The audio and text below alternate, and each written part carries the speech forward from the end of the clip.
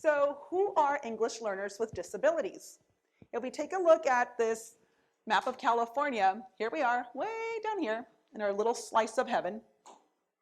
In Imperial County, 43.3% of our student population are English language learners. And we know through data that ELs are, and that also have a disability, are the fastest growing and lowest performing subgroup of students in California. We know that the CASP demonstrates that students with disabilities that are English learners continue to trail over 10 points behind English only and non-disabled peers. So, setting the groundwork for our work today. The work we're going to be doing today will focus on these three elements. We're looking primarily at the California Practitioner's Guide, the California English Learner Roadmap, and the Elpac. And within the Elpac, of course, we will be discussing English language development standards, as well as the different types of ELD instruction. The California Practitioner's Guide for Educating English Learners with Disabilities is newly released. It was released in the month of July.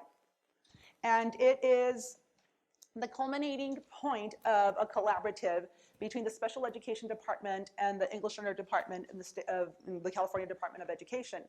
And it involves the expertise of many, many people.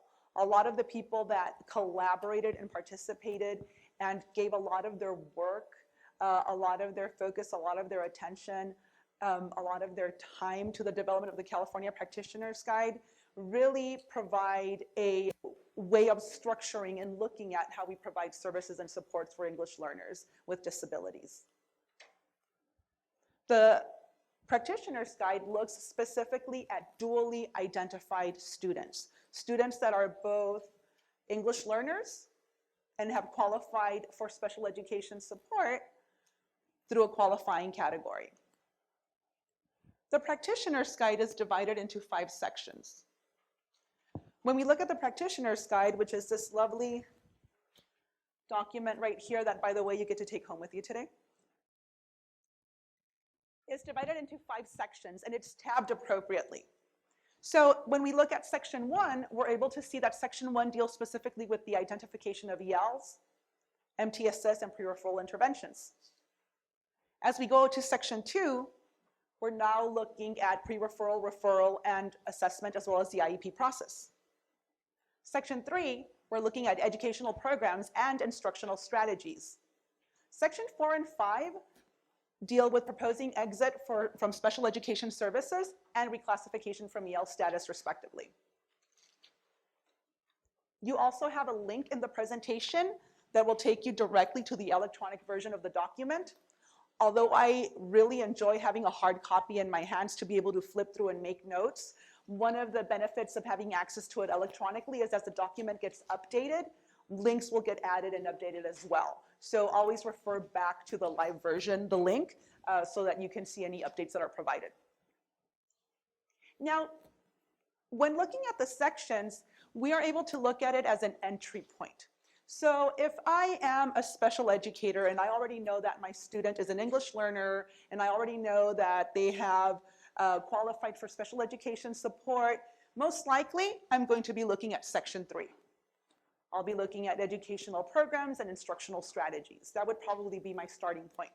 However, if I'm participating in the SST process in my school site, I might want to start with section 1, where I'm looking at MTSS and pre-referrals and interventions. If I'm a general education teacher, that might be my entry point as well. Additionally, if I'm a speech and language pathologist or a school psychologist, I'm looking at assessment, I'll probably be looking at section 2. If I'm an English learner coordinator, program coordinator, or if I'm an English language intervention teacher, I might want to be looking at reclassification from EL status so that I can support students well. So as you can see, the way that the document is structured, it provides multiple entry points for a variety of practitioners that work with students that are dually identified. Today, largely, we will be focusing on section 3 of the Practitioner's Guide. Specifically, as we go through the different sections, you'll see that each section is further divided by chapters.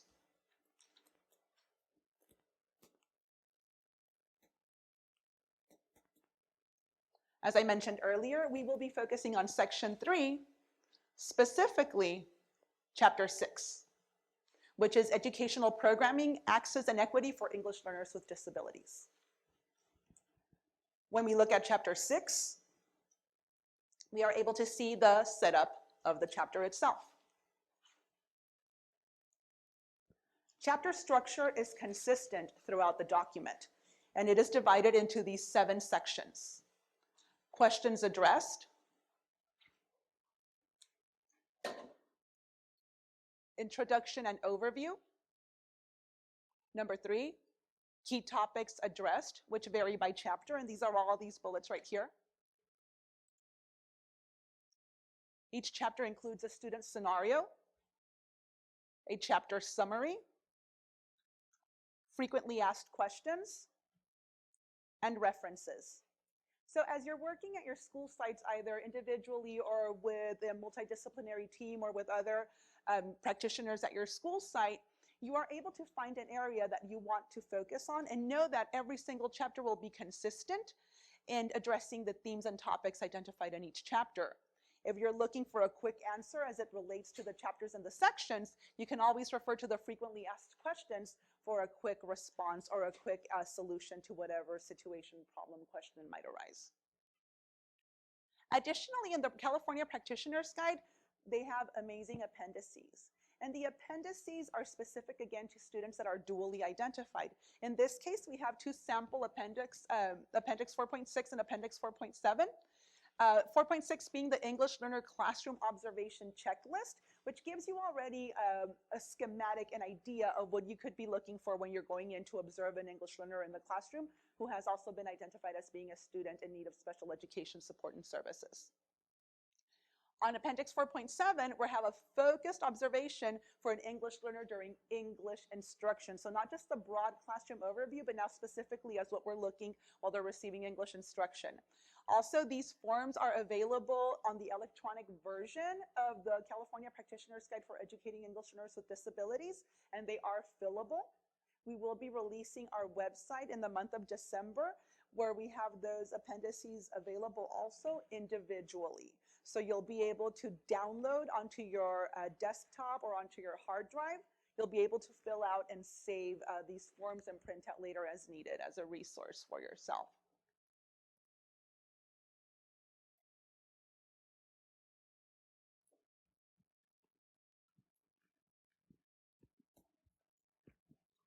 Can everybody hear me okay? Okay, awesome. So what we're going to begin to do is we're going to dive into and kind of build some common understanding of the English learner world, using some of the resources that are made available to us, not only through the Practitioner's Guide, but the multiple resources that we are familiar with, the ELD standards, framework, and other resources that we're probably familiar with as well. So on that note, I'm going to ask you to be thinking about our values for educating English learners. And we're going to use a resource that is provided to us by the English Language Arts, English Language Development Framework, which is also referenced in the Practitioner's Guide. And the way that we're going to dive into this resource to build some common understanding and some common language around best practices for our English learners is through the California Values for Educating English Learners document. So on that note, what you have, you should find an envelope somewhere around your table that's titled EL Values. If you could dig into that envelope and grab one of the multicolored strips. Just pick any one. Pick your favorite color. And once you have one of those strips, I'm going to ask everybody to please stand up, push your chair in, kind of put your bags and other belongings under the table because we're going to be moving about just a little tiny bit. And for our Zoomers, you have this handout. I believe this is handout number 2. So take a look at the handout, skim through the different values, and maybe select one or all to kind of read and reflect upon. You will also participate with these steps, depending on whether you are in with the team or individually. Just make it work for you. But we do want everybody to dig into the values, and we want everybody to engage in becoming familiar with what the state of California has determined based on research, what are the best practices for educating English learners. So this is what and how we're going to do this. We're going to become familiar with the values and using this strategy. We're titling it Read, Share, Swap. And it's a way to engage in all of the domains: listening, speaking, reading, writing, and critical thinking. And we're providing a scaffold of a language frame just as an opportunity for us to think about how to provide scaffolds for language for English learners and for students who need some language support. So we're engaging in a strategy that you could easily take back to your site if you're a classroom teacher, if you're working with students, or if you're in a position where you provide support for teachers. This is a very easy, simple strategy to take back and use and modify based on student needs. So everybody has a strip. We're going to give you an opportunity to read the strip. You're going to find somebody else that has a different color strip. Find somebody that's not in your immediate table group. And you're going to use this language frame to share. Let me remind you that this isn't necessarily a dialogue. I promise you that we will have an opportunity to talk and reflect. And the reason why I'm going to ask you to really focus on using the sentence frame to share your thoughts is so that we can move about the activity quickly and not kind of have to worry about making it take too long. So on that note, read the strip. Find a colleague who has a different color strip.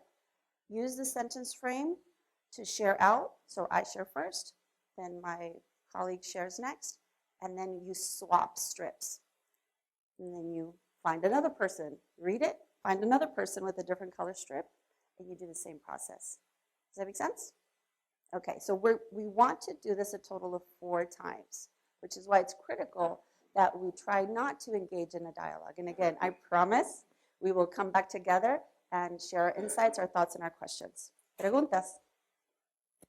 If you have any questions, please chime into the chat box. On that note, ready, set, go.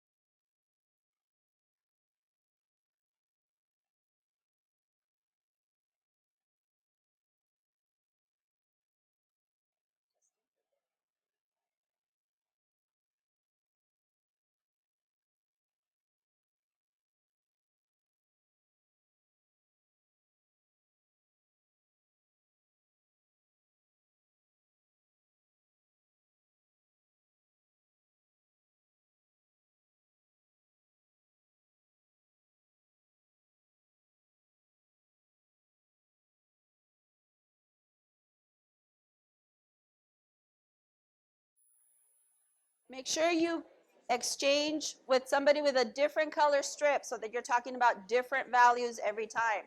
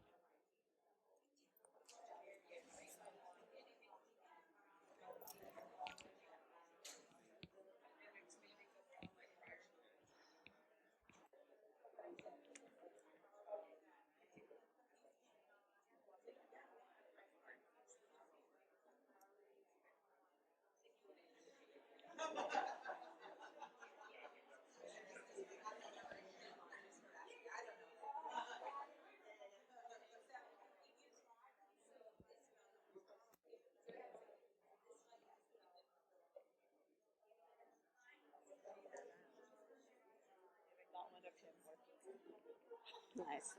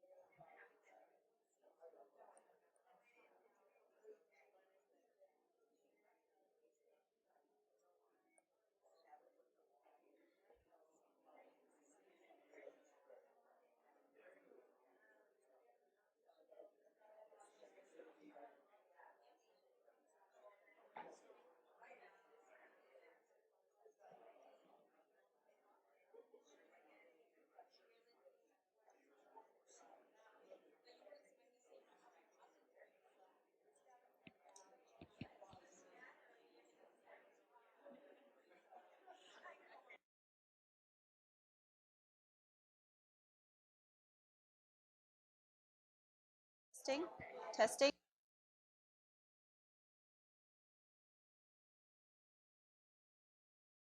Testing. Yes? Yes. You should be probably swapping your fourth strip right about now. So if you've swapped 4 times, high five your partner, make your way back to your seat.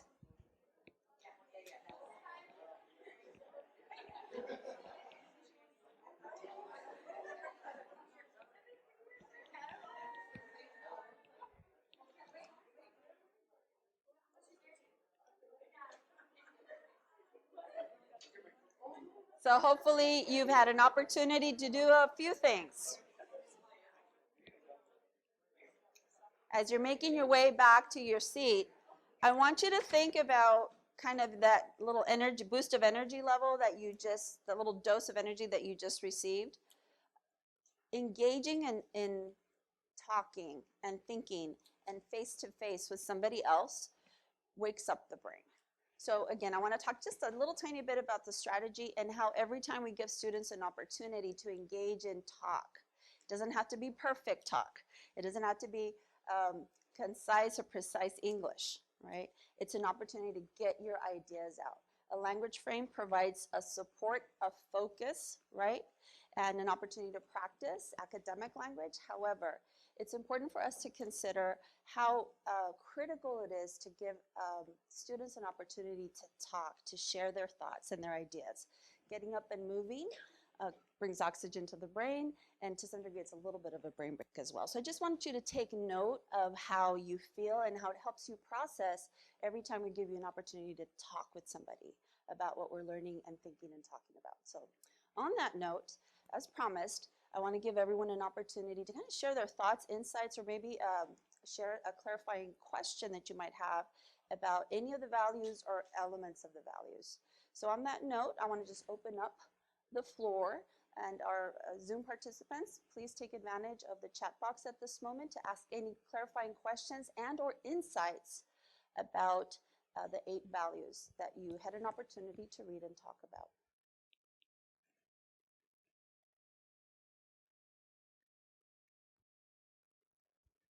Right out loud. Yes. Thank you for waiting for the microphone. It's a good reminder. The one thing that came across to me was that it's the responsibility of everybody, the community, the educators, the family. It's not just at school. Right. So it reminds me of one of the components of section 1 of the practitioner's guide, referencing the MTSS model, where it includes all stakeholders, from the students to the community. So it is everybody's responsibility. Thank you for sharing that. Another brave soul. So I also have a loud voice, and I don't want to overbear this, but I just want to bring to the forefront the fact that in many of these, the expectation is high. And I think that's super important for all of our students, whether they be dually identified. But I think the expectation has to be there for all students. And we can't water down curriculum, as one of the other participants stated, but we do have to have those high expectations for all of them and allow them the time and support that they need to get to make that progress and be successful. Right, very important point.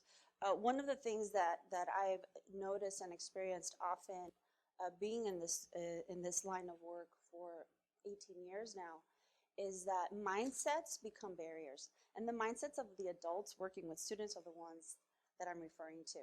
So when you hear high expectations, I think many of us, particularly classroom teachers, and again, this is from my experience, are thinking about the standards. So, you have a question?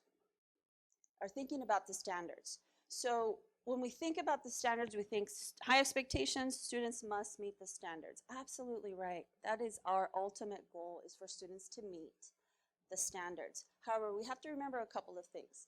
That there isn't one straight way to achieve mastery of the standards. And the standards are something that we are striving for at the end of every school year.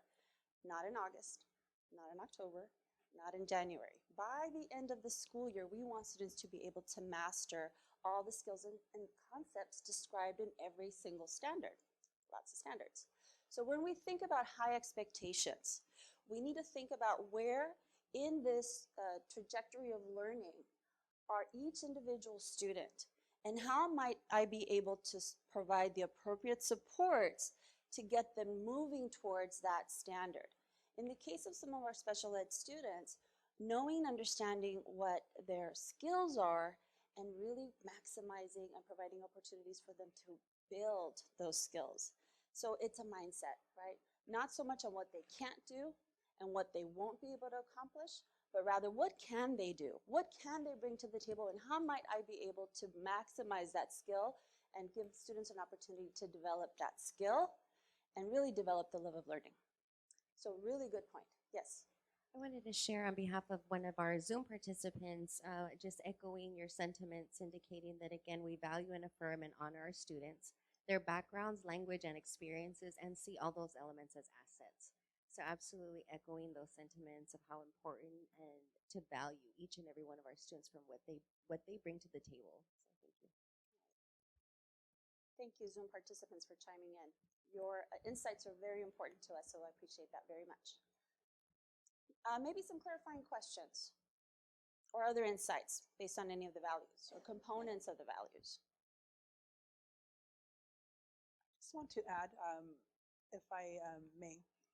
So although it is a mindset primarily for the adults working with students, it also must be equipped with the know-how, right? Because I might have the mindset of, yes, I think I can do what I need to do for these students, but then we also need to know exactly what it is that they need, right? So I'm thinking of a student that I had a couple of years ago who was having a very difficult time with managing anxiety, right? So although certain activities have been tried and true for the majority of our English language learners, sometimes students need additional supports to be able to allow them to engage, right? Because he still needed to develop that language, and the only way he was going to be able to do that was by engaging in language-based activities.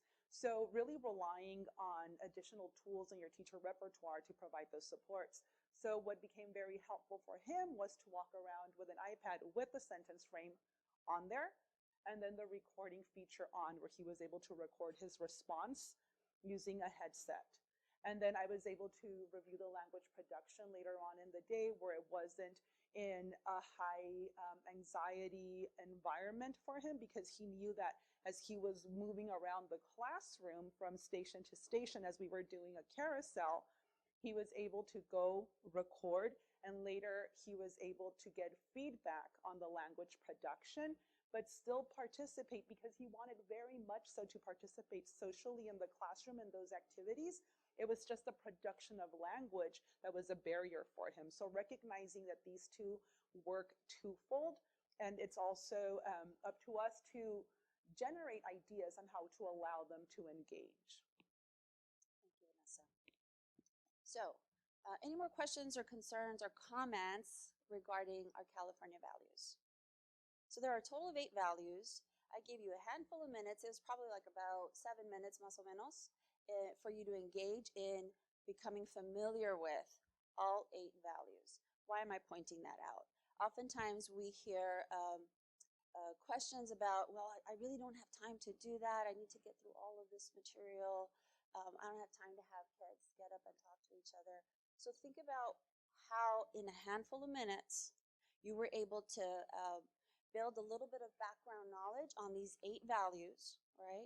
In a very kind of easy, non-scary way.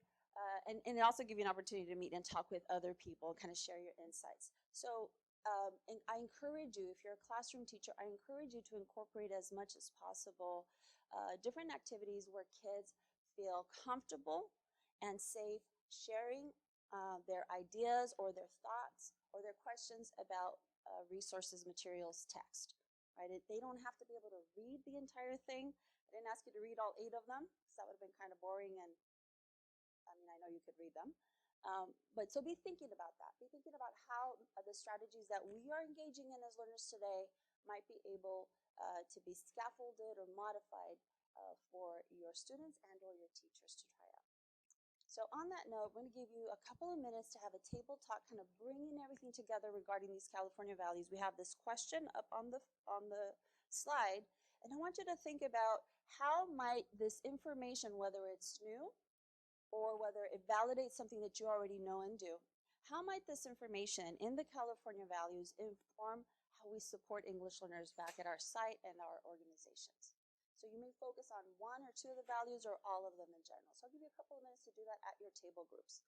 And then our Zoomers, Zoom participants, please take advantage of processing this question as well and chime in with your insights.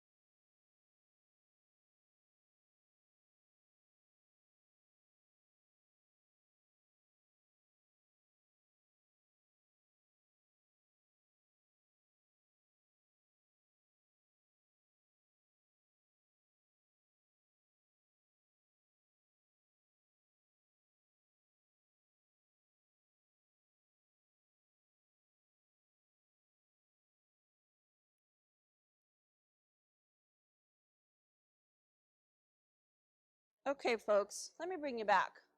I'm curious to hear some of the insights that arose from your dialogue with your table group. One of the most valuable things about these types of professional development and opportunities for you to kind of put your heads together is when you share out, other people benefit, myself including. So on that note, I would like to ask you, as well as our Zoom participants, to tell us, share with us, what are some of the things that surfaced in your table talk around this question? Yes, Mike's coming.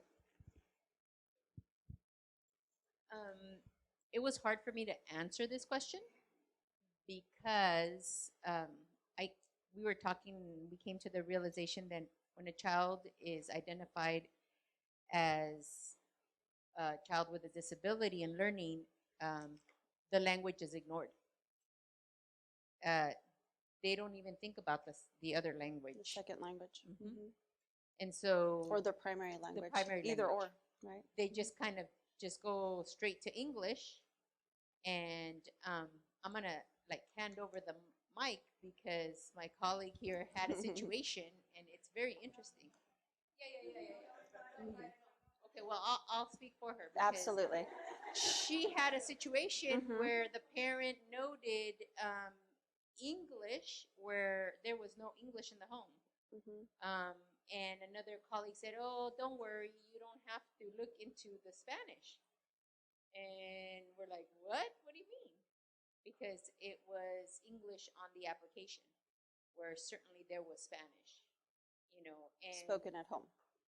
another colleague here from Raleigh said, "What do you mean? If you're not really paying attention to the language, then you might use assessment tools that are not applicable and could really affect the child in a very negative manner." Right. And so that is really like, we're deciding on children's future, and it's very detrimental. Right, and I think an important insight for me in your sharing is that what does that say about whether or not we value the primary language? Remember that we act upon our values, right? We demonstrate our values through our actions, not our words. So if we say that we value primary language as an asset, and we're not providing opportunities for students to use their primary language in processing, or we're not giving parents information about the value of primary language, moving forward with California Edge, Prop 227, where parents have a choice and or are able to request a specific language program.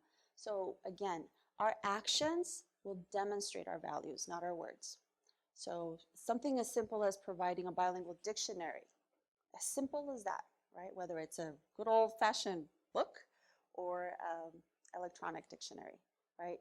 It demonstrates that we value primary language as an asset because we know you have something to say, and we're going to help you get that very important thought across, even if we have to support your primary language. Tell me in Espanol or whatever language you know and understand, and then I'm going to show you how does that sound like, or how might you be able to say that in English. Something as simple as that demonstrates that we value this primary language as an asset. Other insights? What did you share? What did this question make you think about? Did it take you directly to a specific value? Is there a need that arose based on this question?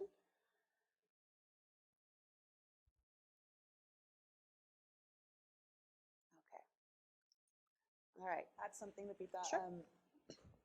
So one of the beginning of the school year activities that I would have with my students is an interest inventory. So I would build an interest inventory to get to know more and more about them. So I shared it with our 4th, 5th, and 6th grade cohort at the elementary school that I worked at. And so all the students completed the interest survey. And I had just finished reading a book, I Wish My Teacher Knew. I don't know how many of you are familiar with that book. And so the last question was, what do you wish your teacher knew about you? And we have a class, a newcomers class at our district, and it was response upon response upon response.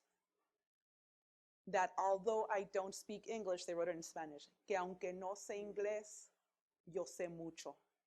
Although I don't speak English, I know a lot. I was in tears reading one response after another, because I myself was an English learner.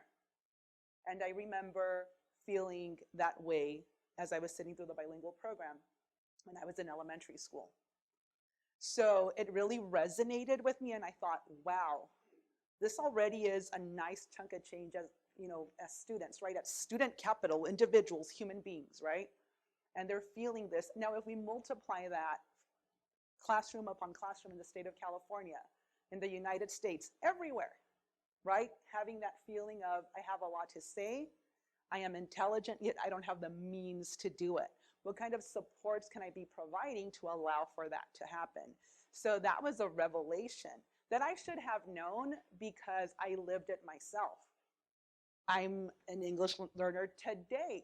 Oftentimes, to clarify information for myself, I repeat it in Spanish to make sure that I understood it. So my primary language continues to be an asset to me. It continues to be one, and it continues to be a source of support for myself as well. So just as when I read these, and I knew all these things, right? So I think we all read these and we thought like, yeah, of course, yeah, hello, yeah, like why would we need to be told this?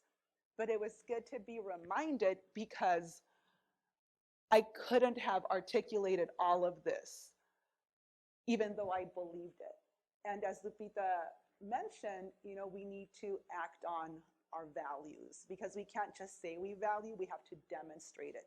And I could have said that I valued every single one of those students, but I obviously wasn't doing enough to allow them to feel like they had a voice in their classrooms. So I just wanted to share that with you. Thank you, Vanessa. So we're going to dive right into the ELD roadmap. How many of you are familiar or have heard of or have already dove into the English Learner Roadmap? Heard a little bit. Awesome, awesome. Okay, so what we're going to do today, folks, is we're going to be really specific about two elements of the roadmap that pertain to many of the components that we're going to be talking about throughout the day. So just a little bit about the roadmap. It is a research-based document. It's intended, the intent is to guide all levels of the system. Remember earlier I talked about, and somebody mentioned this is a shared responsibility. Well, this document is designed to support that, to support all stakeholders, from students to the community members, everybody who has an opportunity, who touches our educational system. So it's intended to guide all levels of the system towards a coherent, aligned set of best practices, services, building relationships amongst and between these different stakeholders so that we can select and use the best approaches to meet the needs of our students, particularly our English learners who are students with disabilities. And again, this last bullet, which is to me is beginning to be a theme here, it is a shared responsibility. It is a shared responsibility. Not one person or one level of the system organization is solely responsible for this very important work.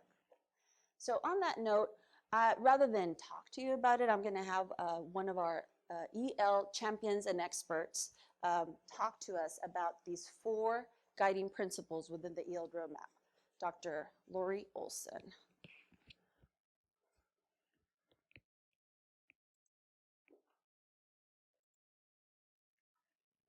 The California English Learner Roadmap is the new policy for English learners in the state of California. It supersedes the old Proposition 227 policy and puts in place instead a common mission and vision for all of our schools and a roadmap for how to get there. That roadmap consists of 4 research-based principles, which really speak to the different aspects of what we have to put in place and the connections between the two. And those principles are, number 1, asset-based education that values and builds on the languages and cultures students bring and that provides them with truly affirming and safe, welcoming schools. This is an era that is about embracing the languages and the cultures children bring and providing all of our students, to the extent we can, with opportunities to develop proficiency in 2 or more languages. The second principle really speaks to the quality of the intellectual work that our children are exposed to in their classrooms, of the quality of teaching and learning. high-level standards with meaningful access provided by teachers who know how to scaffold participation and support our students in really participating in class and mastering everything they need to, overcoming language barriers, learning the English they need. And it also speaks to the importance of us assuring access to all of those college preparatory classes that every child needs in order to leave our high schools, college, and career ready. Principle number 3 is about investing in a system with the resources, the assessments, with the professional development, the leadership development that we need in order to carry off the kind of teaching and learning that our students require. Systems includes everything from, do we have assessments that really tell us whether our children are learning and what's happening to them in both of their languages and in ways that are really reliable information for teachers and for accountability. Systems includes having the teaching staff with the skills needed to meet the needs of their English learners and the processes of professional development and professional support for them so they can continue to learn the skills they need. Systems is about having leadership that understand English learner needs and are prepared with the skills and the approaches to really act upon that knowledge and to hold their schools accountable for moving along a path of continuous improvement toward the goals of the kind of schools we need. If we don't make those investments, it ends up just being pretty words on a page. And that's where it really falls to everybody at the local level to see to it that this roadmap guides our financial planning, our local control accountability planning, and our own school site planning. And the 4th principle is about an articulated system, a connected system from preschool all the way through to high school graduation, all moving in the same direction to ensure that our students get the education they need. Alignment and articulation all the way from preschool through graduation from high school. Coherence across the system. So what happens in one school is connected to what happens in another school. And so as children move from grade to grade to grade, they're receiving a pathway of education that is connected, aligned, and coordinated. What we know now is that early education is a crucial part of our system, that we have to start early when those brains are just wired for language and cognitive development, those crucial years that build a foundation for later success. That we need a system that invests in early childhood education and connects it all the way up in a pathway through to high school graduation. What the roadmap tries to do is to lay out a comprehensive view of all the things that would be happening to really support English learners. Everything from ensuring access to ensuring the quality of education, to seeing to it that teachers have the skills they need to pull that off, to seeing to it that there's assessment that is reliable and valid for them. By painting that comprehensive picture of what needs to be in place, and by saying, as a state, we're reaching toward this vision of education that prepares our kids with 21st century skills, with proficiency in multiple languages. We are all moving together on a road toward the same goal.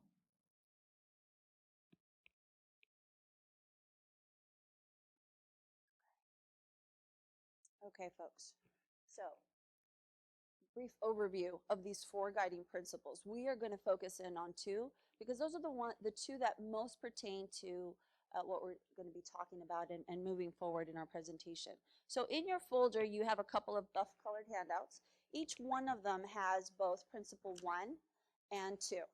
So we're going to dive into these 2 principles to, again, build some common understanding, some background knowledge around this work, addressing the needs of dually identified students, English learners, students with disabilities. So the way that we're going to process this is through this manner. We're going to take a closer look at these 2 principles, and I want you to take note of those little icons, the check, the exclamation point, and the question mark, because we're going to use these icons to annotate our text. Some of you may be familiar with reading closely, so this is a way to really focus in on some key ideas and give kids a purpose, give students a purpose for reading without overwhelming them. So our purpose for diving into these 2 principles is so that we can, as we read through them, be thinking about what in this principle affirms my prior knowledge, my scope of work, things that I'm moving forward with and trying to support back at my site or at my organization. The next icon or annotation that you're going to use is going to help you focus on what do I aspire to do? Because it's missing, because it's already working and I really want to continue this momentum, right? Or something that I didn't think about. And then the third annotation, the question mark, what do you need or want to know more about? So these three annotations are going to be a way for you to focus your reading, to give you a purpose for your reading, and then we're going to have an opportunity to share out.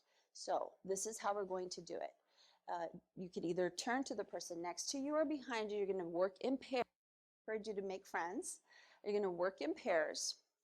There are two principles, so each one of you pick a different one. There's only two. So one of you will pick principle 1, one of you will pick principle 2. And as you read through your principle, use these annotation icons to take note based around this purpose for reading. I'll give you a few minutes to do that. When it's time to share out, we're only going to share what we aspire to do. So for our Zoom participants, you're going to engage in the same protocol. And again, an opportunity for you to chime in the chat box with sharing what you aspire to do. Any questions? So find a partner, pick a principle, read with a purpose, and then I'll check in with you when it's time to share out.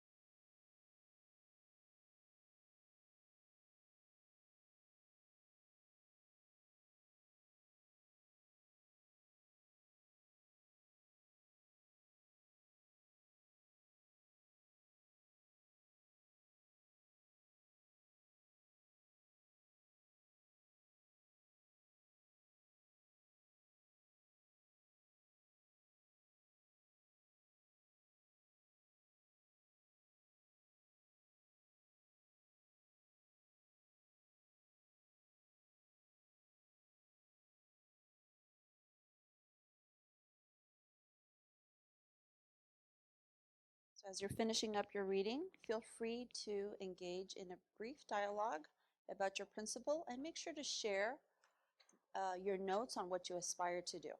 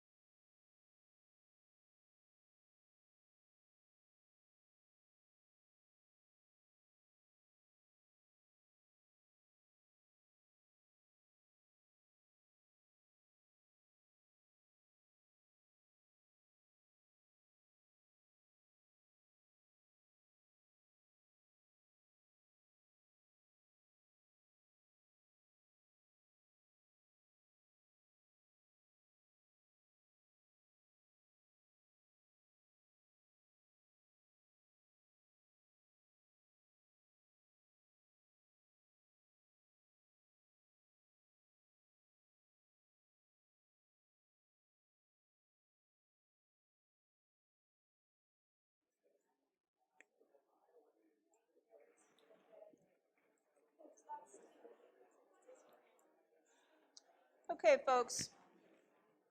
I'm going to ask you to kind of finish your last thought at this moment.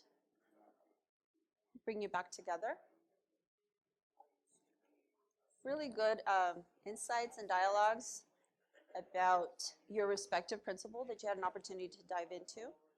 So we would love to give you an opportunity to share that out with the rest of the group. Again, one of the most important and what I feel are valuable benefits of participating in this kind of professional development is what you share with each other. The presentation and the facilitation between Vanessa, Debbie, and I is a way to kind of support that. So every opportunity you have to share something that you know, something that you experienced with each other and out loud is value added to this time together. So up front, thank you for that. So on that note, what are some of the thoughts, some of the insights that you heard and or shared in your pair share? Vanessa's ready with the mic. Don't be shy. What really stood out for you? What were some of the things that you were talking about? I have to say, I'm a very proud principal, but our table talked about our dual language program, and we have had our dual language program in effect since 2008. We are on our second eligibility for California Distinguished School, and I think it's because of this. We went through and read every single one of these values, and that is exactly what the teachers are saying, is that we do these things because of our dual language program. We value their culture, we value their language, we value their parents, as tired as they may be sometimes. But it's truly, we're reading this and going, wow, these are things that in our program we are already doing, and it's being effective. So I just want to share that, because I think like dual language for me is just an amazing opportunity for all students. But then when you look at this, our English learners truly outscore our EOs on many occasions.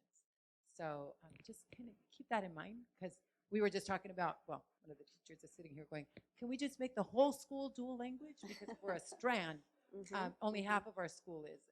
But just watching and reading and validation of what that truly is truly, it is effective. So just keep that in mind. Lupi, can you share out what element or what part of the element or principle really stood out for you to prompt you to share that with us? For me, it's just the expectation a lot. High expectations. That the high expectation that, yes, they may be low in their primary language coming in, but that never allows us to water down curriculum or to give any less or to provide support. We just provide the support needed, but always using rigorous curriculum. We don't usually go with what other curricula or other districts are using for curriculum. So our curriculum usually is a lot more rigorous. And that's one thing, is that we truly believe that they can do it. And I think that's just it. The expectations there, the accountability on the parents, on the students, on the teachers, it's there. And so those are kind of the things that I guess we just don't let and one of the things that I always tell the students is, when you come here, you will learn. It's not an option of maybe. No, you will. It's just not an option. And we don't, but we also value where they're coming from and don't want them to lose that. So it's valuing where they are at, and then of course giving them support with the expectation in order for them to be successful. Right. So you're really demonstrating, your value of assets-based, high expectations, and a shared responsibility is kind of what I hear you say. Absolutely. Awesome. Yeah. Thank you for sharing. What do you aspire to do?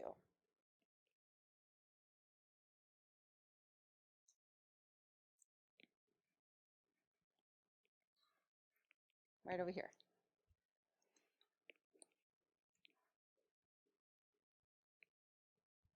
So I'm on the EL side of the coin here. Welcome.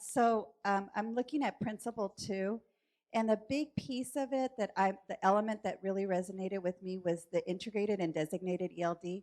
So in our district, we've had designated ELD in place. I mean, it's across the board. There's no question about it.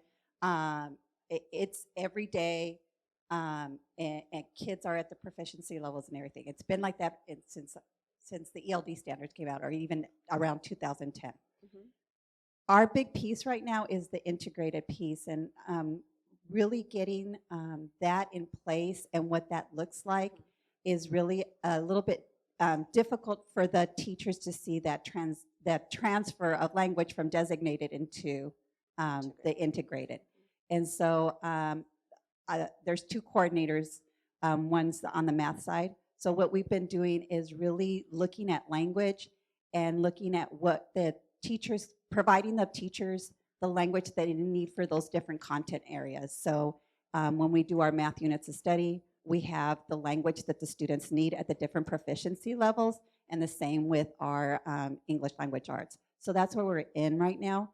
But I think that what we're doing now is that we really need to show the teachers what that really looks like, because it's hit and miss at different schools. And so I'm starting with one of the schools, because we want to model what that looks like in the classroom, and then how that can also go into small group instruction. So that's what I'm aspiring to do. Awesome, thank you so much. So many questions about integrated ELD and what it looks like. And one of the things that I've experienced and kind of looked into and realized is that integrated ELD will look different depending on the school site, depending on the demographics, depending on the curriculum, right, and the content. So it isn't necessarily cookie cutter, but there are some key elements that are absolutely critical in every aspect of integrated ELD. And we're going to dig into that very shortly. What do you aspire to do? I'll do one last shout out. Yes. Got a Zoom participant chiming in.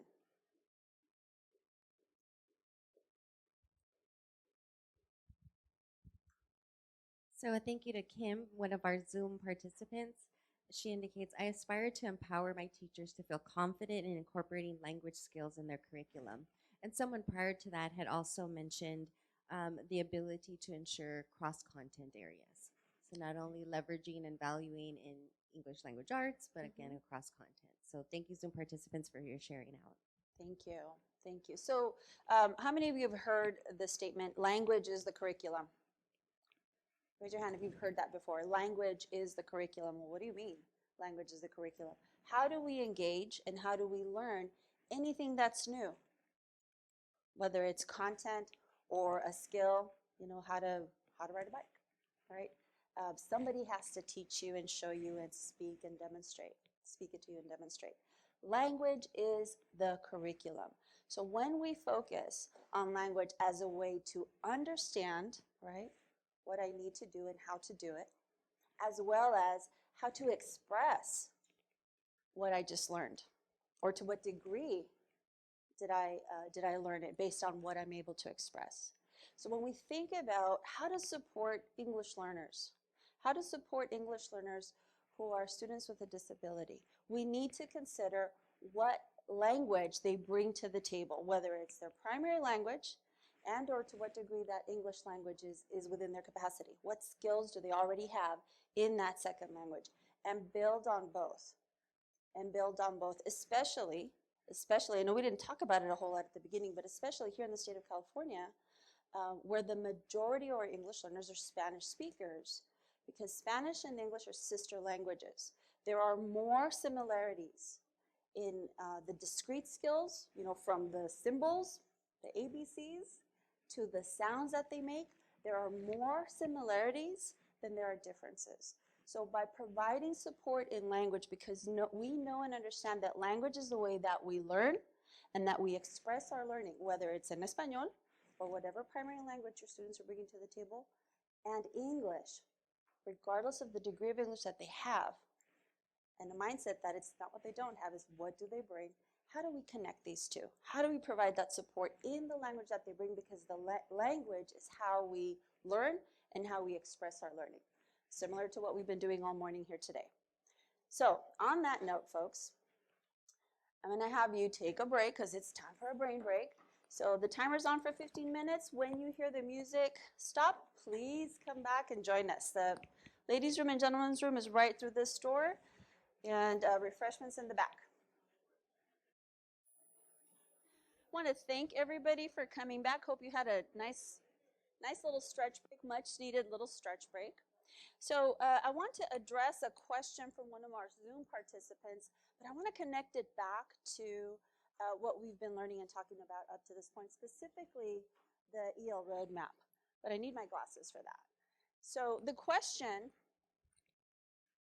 and feel free to chime in from your experience as well. The question from one of our Zoom participants is, how do you support newcomer high school students? Has that a question ever come up in your head?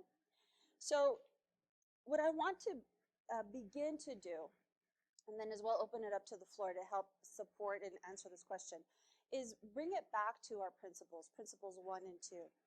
And when we think about a newcomer student, immediately I'm thinking about Principle 1, Element 1B.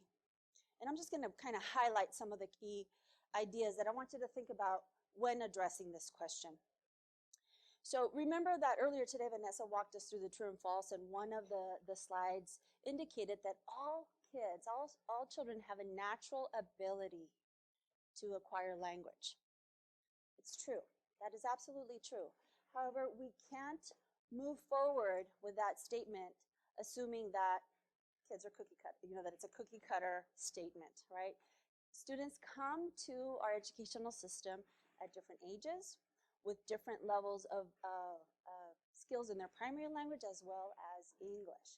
So in addressing this question from one of our Zoom participants, how do you support newcomer high school students?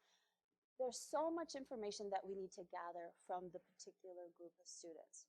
So we know that this is an older student. We know that they are newcomers, so they're new to our educational system. So we need to find out, as Element 1B expresses, that we need to find out that how much do they bring to the table? How much academic primary language do they have? How much can they use? Because we value primary language as an asset, right? And so we want to maximize what they bring to the table in their primary language as a bridge, right, to English. Because remember, English and Spanish are sister languages, more similarities than differences. We want to also find out how much English do they bring to the table, right? A newcomer is an English learner who is new to our educational system, but it doesn't necessarily mean that they have zero English, right? So we need to really think about those things and do the best that we can to find that information out through different types of assessments or protocols that we have in place. And if we don't have them in place, based on what we've learned so far on the California values and these 2 principles of the EL roadmap, we want to make sure that we are aligning all our resources and supports to get all this information from our students. So the kind of thought that comes to my mind is we want to make sure that our newcomer students are having access to high expectations, content curriculum with the appropriate supports. We want to be able to provide supports both in designated ELD and integrated ELD. We're going to talk about that right after this slide. So that they not only are learning English that they need to communicate with each other, but also access to the content, and integrated ELD to dive into the content and be able to express their understanding. So on that note, let me see if anybody from the group would like to share what they know and understand, or maybe what they experience with a high school newcomer program. Do you have any high school? Do you want to have anything to share with us regarding this?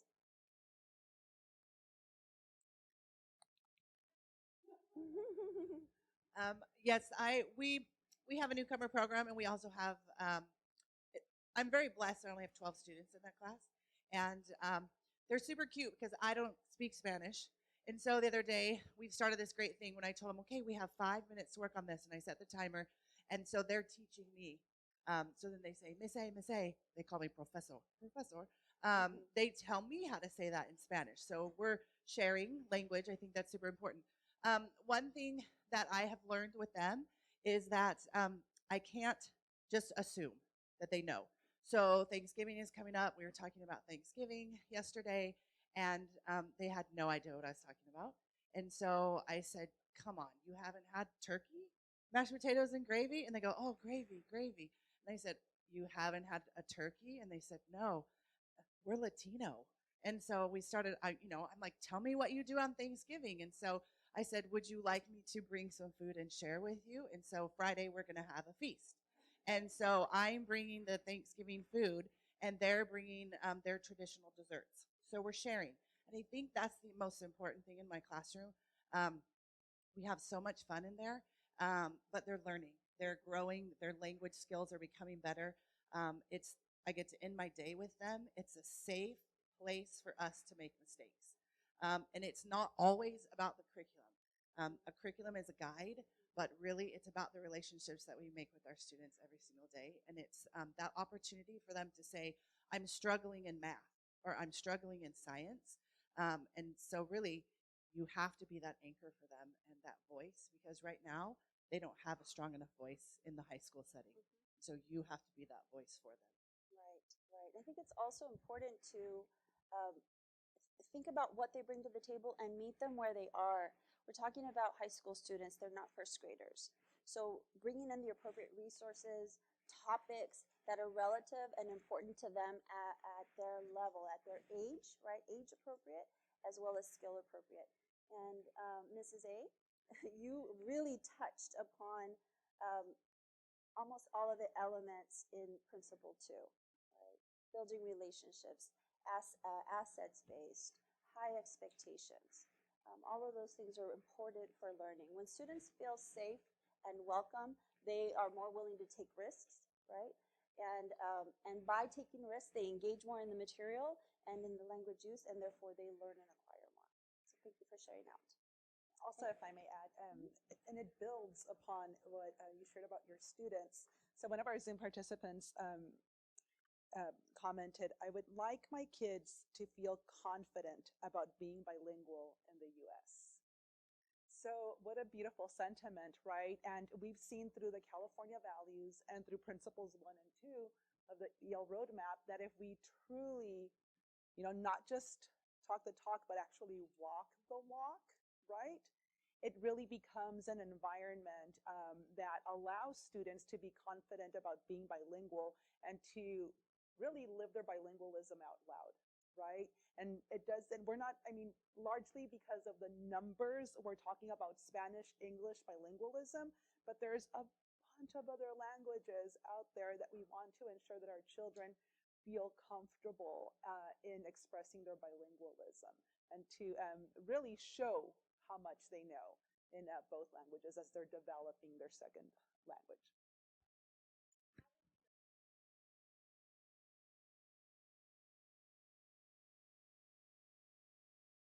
English language development. So in order to, again, bring us together, have the same understanding and common language or how we approach English language development at our schools, we need to understand the two types of English language development described in the state of California. So integrated and designated ELD are the two types of English language development that we are required to provide for our identified English language learners. So in a nutshell, integrated ELD is provided during the regular class time across content, across all content. The ELD standards are designed to support and scaffold language for that content. So the ELD standards are how we scaffold language for our English learners during integrated ELD. And integrated ELD happens every day across content area. Designated ELD is a protected block of time, daily protected block of time, where the focus is English language development. Not math, not science, not social studies. The focus is, and the purpose is, for students to be able to engage in language, practice, production, and learning where the focal point, the tool that we use are the English language development standards. Now we know that language doesn't occur or develop in a vacuum, so we do have to talk about topics that are related to perhaps math, science, social studies. However, the focus is language development, and so what we're looking for in terms of development is not did they learn something about math or did they learn something about literacy? Rather, did they learn what English language skills have they acquired through this activity, through this lesson, through these series of lessons? So we have an obligation to teach these two types of English language development for all of our identified English learners. It's not either or, it's both. And the ELD standards have a place in both types of instruction. So we're going to engage and dive into what we know and understand between integrated and designated ELD. What does it look like? What does it feel like? What do we know and understand in terms of the characteristics of both integrated and designated ELD? And so we're going to use a very powerful tool. We know that graphic organizers are a research-proven tool for English learners and for students who are struggling students to help them really make abstract concepts concrete. So we're going to use this graphic organizer, and there's two ways that we can use this. So for our Zoom participants, you'll take note of that link, that bit.ly link at the bottom. This is a way for you to also engage in our in our Venn diagram activity. So, and for those of us here, you have both options. You can either log on to the link and participate in the Venn diagram activity, or you have somewhere at your table, you have a kind of like a placemat with a graphic organizer and some little strips inside the sheet protector. So this is what we're gonna do, folks. You're gonna get together in your table group. You can work in pairs. It's kind of easier to work in pairs, but if you wanna make it a table group, go ahead. You're going to take those little strips and you're going to place them where you think they fit best, either integrated ELD, designated ELD, or both. We'll give you a few minutes to do that, then we'll come back and debrief. So again, you have both options.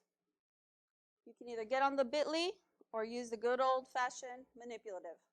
And our Zoom participants, please take advantage of the bit.ly.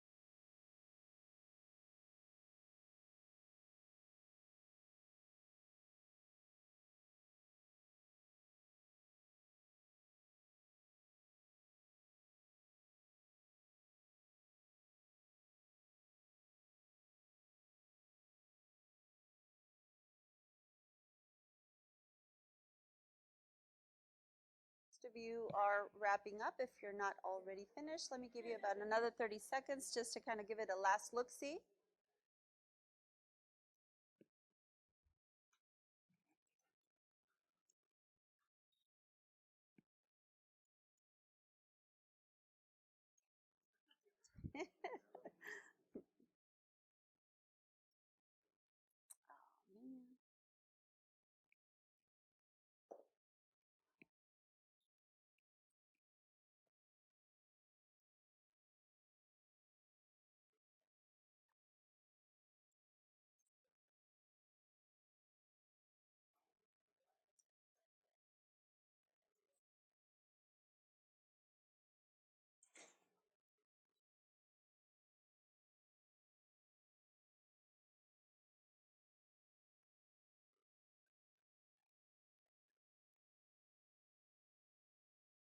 Okay, let me bring you back.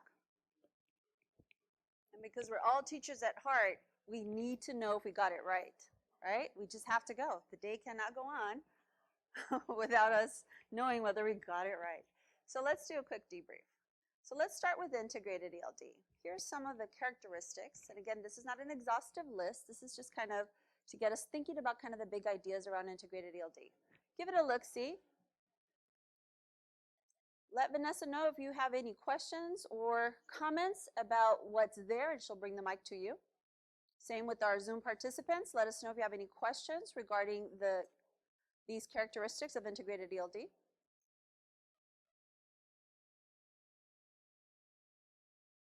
Preguntas. That's okay. Do you have a question?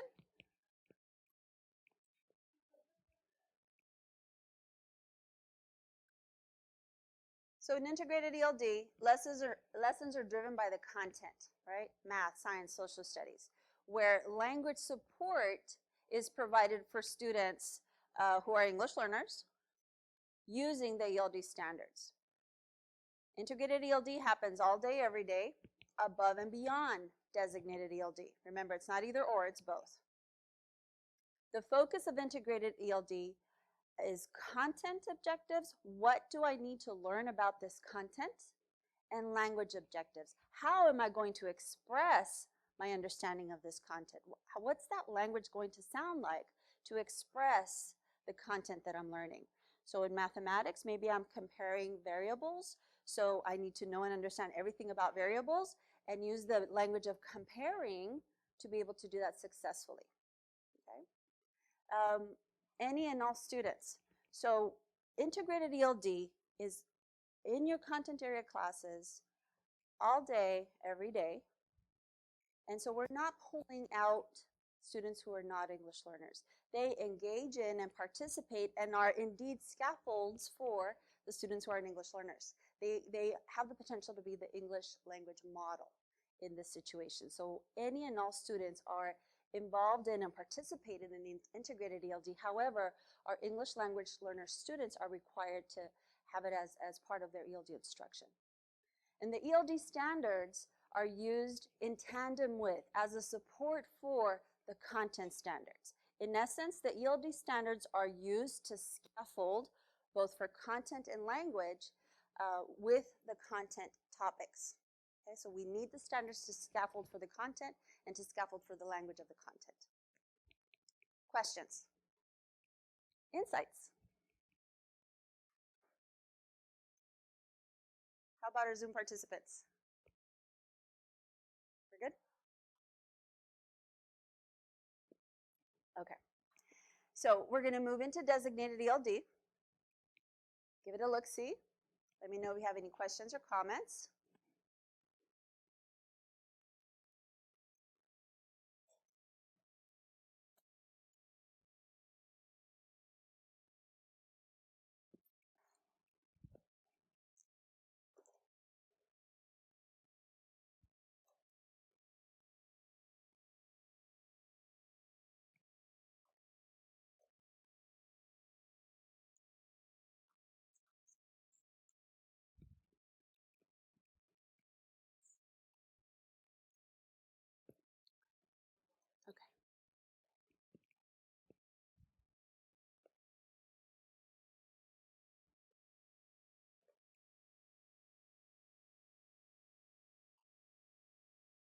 Questions or comments?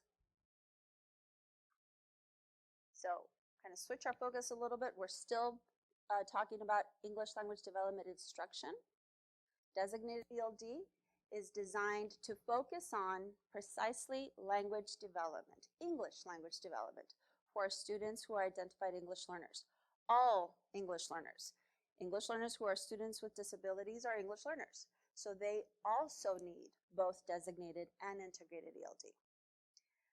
So language is taught connected to the language needs of the content. I'll give you the example of the math, right? So if I can communicate with the math teacher and know that he or she is going to be teaching variables and comparing variables, then that can be the language focus during my designated ELD block of time, because I know that kids are going to need that language to be able to access the content and better engage in the content, in this case, math specifically. So that first characteristic up at the top, language taught, is connected to the language needs in the content area. That is an example of what that might look like. And in that case, it's very critical that teachers are communicating with each other, right? So the focus is a language objective. And this is where we need to know and understand what language proficiency level our students have a skill in, right? So what proficiency level are they in? Are they emerging students? Are they expanding students? Are they bridging students? Those are the three new, been around since 2012, English language development levels. The English language standards are the focus standards. So we are planning and delivering and assessing around the ELD standards that are designed to promote language development. It is a specific and protected, this is really important, protected block of time daily. Students are grouped by their proficiency level. It's not a range, it is a level. And this is of smaller, we have a couple of small rural schools in the Valley. And so in their case, it's a bit of a challenge to group kids by proficiency level. However, it's important for us to understand that in order to progress from one level to the next, we really need to focus on that specific level. And so grouping students by proficiency level is a requirement. It is something that we have to strive to do. And again, we address the specific demands of those proficiency levels. We're looking at where are you now? How is my language instruction targeted to where you are now? And how am I gauging your progress to the next level? Questions or comments about designated ELD? Big ideas, protected time daily by proficiency level, and the ELD standards are the focal point. I have a question from a Zoom participant. I have a question from a Zoom participant. And the question is, how much time is protected time? So there is no required block of time. However, how much time do we allow for language arts? 20 minutes? How much time do we allow for science? 15 minutes? How about mathematics? 10 minutes? Language is the curriculum. Language is the curriculum because language is how we learn and how we express our learning. So if we value, I'm going back to the California values and I'm going back to principles 1 and 2. If we value language, in this case both primary language and what our English learners bring to the table, then we are going to walk the talk, right? Our ELD block of time is not going to be 10 minutes. It's not going to be 20 minutes. And hopefully it'll be at the very least 30 minutes. And still, folks, it's una bocadita. That's just a little bit, right? So we need to be aware of who our students are. What language skills do they bring to the table, both in English and their primary language, and design our system and our programs to support them where they are. There is no required block of time. That doesn't mean that less is more in this case, right? We need to really think about what our students need, what do they bring to the table, meet them where they are, and build our system around that, not the other way around. That becomes a challenge, I know, in like middle school, departmentalized settings, and high schools. But again, if we really want to address the needs of our students, all our learners, our English learners who are students with disabilities, then we need to understand that we are here to serve them and that our system is going to be designed to provide the very best environment, resources, and support, and people, because we are resources as well, right? To help students thrive, learn, and continue their journey way after their educational experience is over and done with after high school, okay? So again, no required block of time, but we need to make sure that we provide the appropriate amount of time that is necessary. Okay, so last but not least, these are the characteristics that both designated and integrated ELD have in common. They both require the use of the ELD standards. Designated ELD, the standards are in the forefront. Integrated ELD, the standards are a scaffold for the content standards. They both are in support of English learner needs, specifically their language needs. They both are designed for English language development. One of them is specifically the language acquisition. The other one is language acquisition of content and academic English language. Neither of them are dependent upon a program, right? Tell me the best ELD program. Tell me which program to buy. You can buy any program. You can buy the best program, the one with the most bells and whistles, or the simplest program. It's what we know and understand about what students bring to the table and how we modify, adapt, and expand upon these resources to meet the needs of our students. That's what makes a difference. So there is no specific program that will give you the integrated ELD silver bullet or the designated ELD silver bullet. We really need to know and understand language acquisition. We really need to know and understand the different profiles of our English language learners, right? What they bring to the table in both primary language and in English. We need a qualified teacher. And a qualified teacher on paper is different than a qualified teacher up in front of the classroom. We need somebody with the mindset. Can I hear an amen? I heard an amen over here. I heard an amen over here. Yes, absolutely. We need a qualified teacher on paper, folks, but we need folks who know and understand language acquisition, right? We need people who know and understand and are striving to meet students where they are, who are willing to build relationships, not only with their students, but with their colleagues, right? I'm the ELD teacher, but I need to go talk to the math teacher because I want to be able to maximize our efforts, our teacher efficacy, right? It's going to bring our superpowers together because that's going to help our students. And guess what? It's going to make our life a little easier too, okay? Across disciplines and daily, right? ELD, designated and integrated every day for English learners across all disciplines. A double amen, okay. All right, questions? Yes, we have a question right over here. I know you already described what you consider a qualified teacher. Do you think that it's also important that they are not only fluent in Spanish, but let's say we're talking about that's a dual language, but also to have some academic background with the language or not? I'm going to give you my personal position on that. I would say no.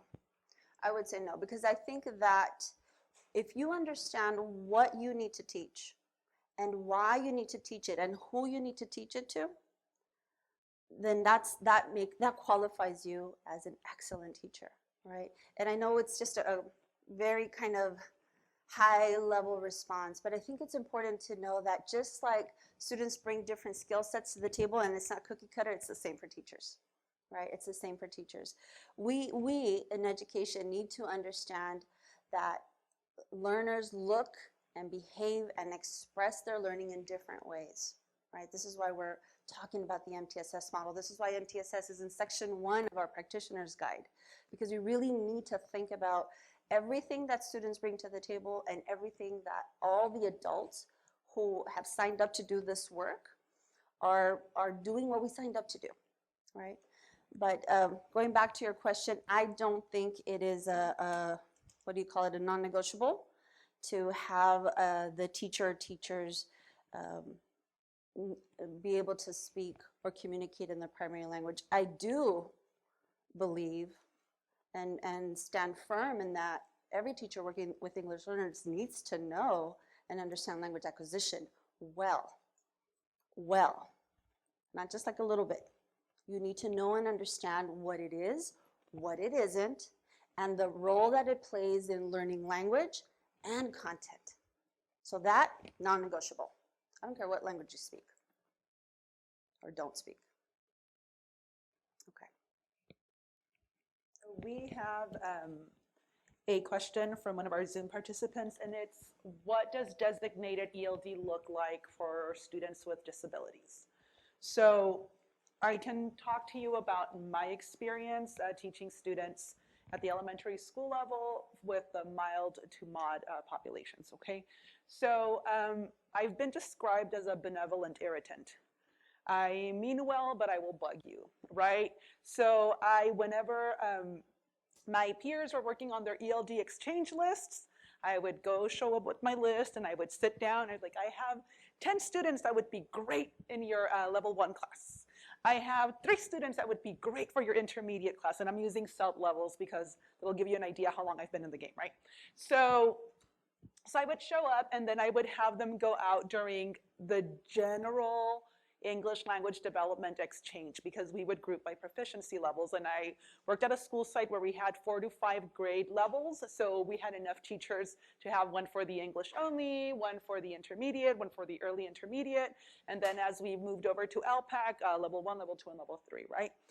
So we were able to group students that way. And again, I'm talking about students that were largely receiving services under specific learning disability, OHI, and were able to participate in that exchange. Now, I know that for students with the more moderate to mod severe needs, we're dealing mostly with a self-contained classroom setting. So there it becomes a bit more of a challenge.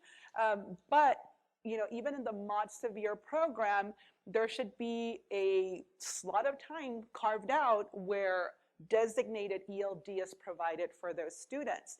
And although today we won't get to go in depth into what that would look like or how that model might be developed or how we would serve students on more on the moderate to moderate severe needs, December 12th, I'm going to do a little infomercial here. December 12th, we're having another session that deals more specifically on meeting the needs for students with moderate to moderate severe needs. And part of the topics we'll be covering will be on English language development and instruction as well. So, and a follow-up question to that is like, well, can I as a special education teacher provide ELD? Yes, you can.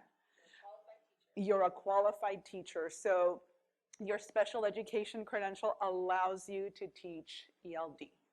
The other follow-up question to that is, do all students, including students with disabilities, need to receive both integrated and designated? And the answer is yes. They are English learners, so they need to receive both integrated and designated. Am I making it up? No, it's actually in the practitioner's guide. So if we look at section 3, which is a section that we highlighted at first, chapter 5, 6, and 7, at the end of chapter 6, we have our frequently asked questions. And the very first question on page 289 is, can a special education teacher provide integrated and designated ELD to English learners as part of their SPED services? Yes. Certificated special education teachers who have their English learner authorization may provide both integrated and designated ELD. And then if we look at the frequently asked questions in chapter 7, the very top question, again, because these are all doubts that we have, right? And that's one of the beauties of the California Practitioner's Guide for Educating Learners with Disabilities, English learners with disabilities, is that it gives us answers and resources to questions that as educators and practitioners we have. So the first question is, do English learners with disabilities need to have designated ELD? Yes. All English learners, including English learners with disabilities, receive both integrated and designated ELD instruction, which comprise a comprehensive approach to English language development. So you can find that on page 343 of the Practitioner's Guide. And then the question on, can a special education teacher provide integrated and designated ELD? That's on page 289 of the California Practitioner's Guide. Again, the frequently asked questions are a great resource, including for myself. where I can go back to and refer to, make sure that what I thought was true was actually true. So it's a great resource for you to use for our own clarification sometimes. Okay. Thank you. Thank you for your questions. Your questions are really important for everybody in the room and out and over there behind the camera as well. So we encourage you to ask them out loud because addressing them and talking about them and thinking about them out loud is a way to really think about and push our system to better meet the needs of our students. So, all right, so real quick recap. Designated ELD, our ELD standards are our focal resource. It is a protected block of time daily, and the focus, the purpose of designated ELD is to develop English language. Integrated ELD. Integrated ELD brings the language development as a support for, scaffold for content, right? So we use the ELD standards as a guide, as a resource to scaffold for language to make content accessible for our English learners. Okay, so on that note, I want you to think about, and there's some sticky notes somewhere around, or use a little scratch piece of paper. I want you to think about what are your go-to tools for language support, whether it's something that you use because you're a classroom teacher, or it's something that you recommend in your work as a support staff, right? So just be thinking about what are your go-to tools for language support, whether you use them or whether you promote them. So just take about 30 seconds. Just jot them down on a sticky or a piece of paper. What are your go-to tools for language support? Things that you're using now, things that you use on a daily.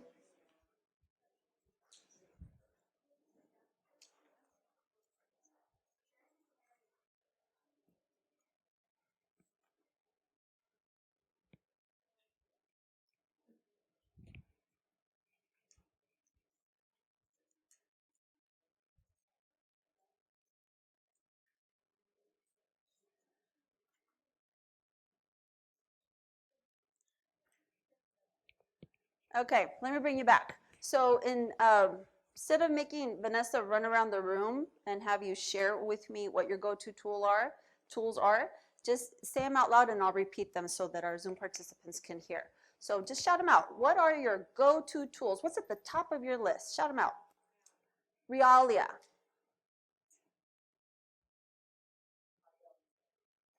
Your ELD standards.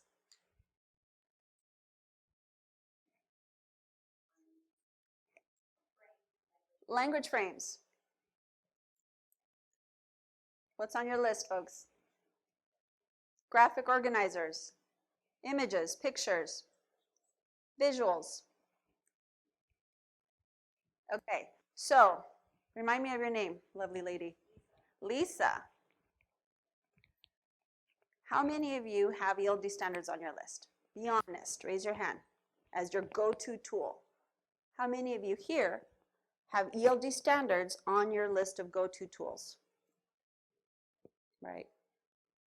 So our go-to tool for language support should be the ELD standards first, because that indicates what other resources we're going to need to bring those standards to life, whether they are realia, graphic organizers, language frames.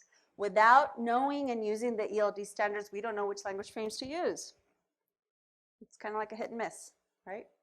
So your go-to tool that I want you to think about from this point forward is your ELD standards first, and then pulling in your other tools that I know are working for you.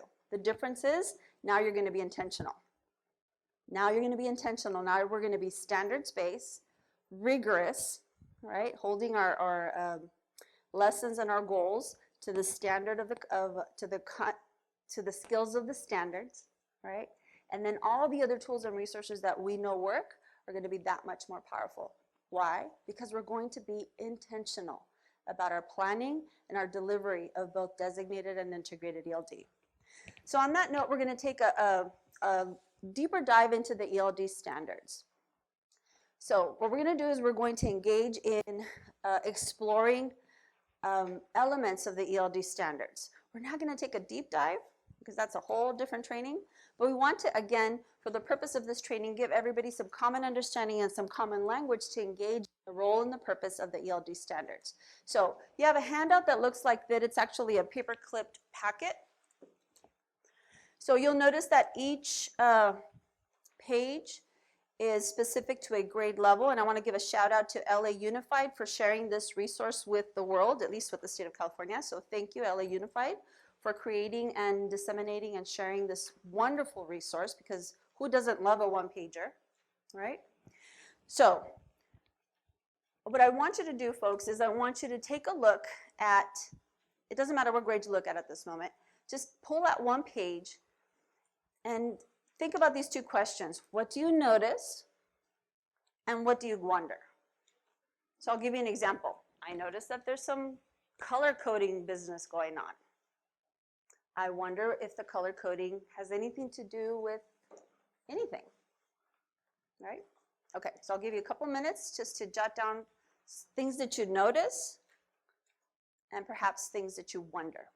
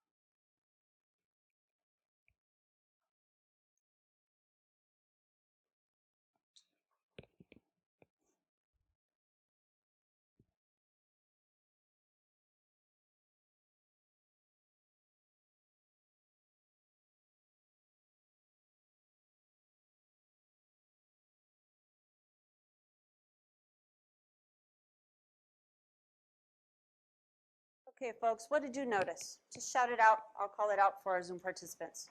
What did you notice? Pardon me? So they're by grade level. ELD standards are by grade level, where before they were by grade span, right? So you notice that they are by grade level now. What else did you notice?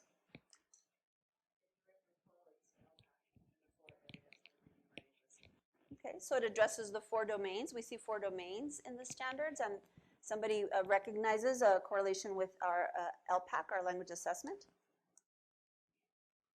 What do you wonder? What question arises from looking just this bird's eye view of the ELD standards? Vanessa?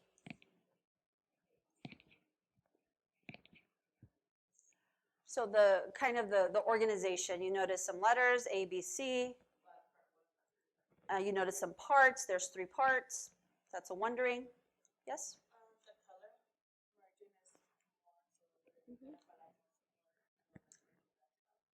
So somebody's noticing kind of the gradients of the color from dark to light, and they're making a connection with how that relates to the types of support, language support. Okay. So hold on to those thoughts, right? We'll have an opportunity to continue addressing questions you might have about the ELD standards. we're going to engage in kind of a guided walk of an ELD standard, and then I'm going to let you loose and let you explore a little bit more. So what I want everybody to do is I want you to find grade 4, the page that's for grade 4.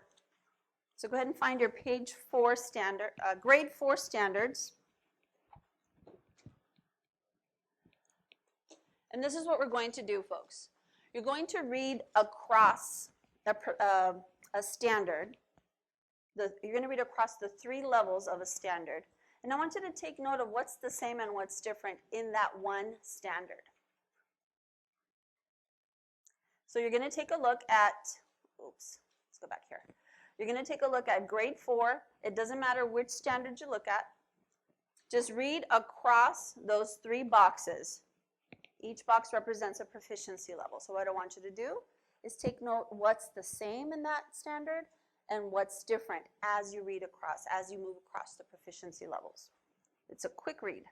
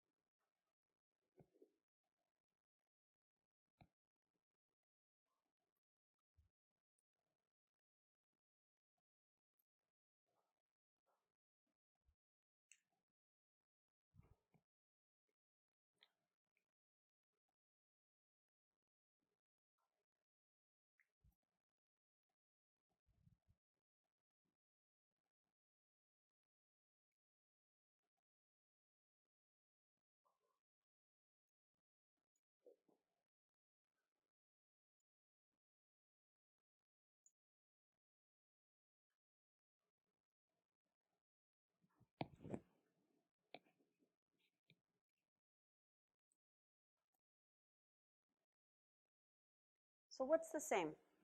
What do you notice is the same as you read across the standard and its proficiency levels?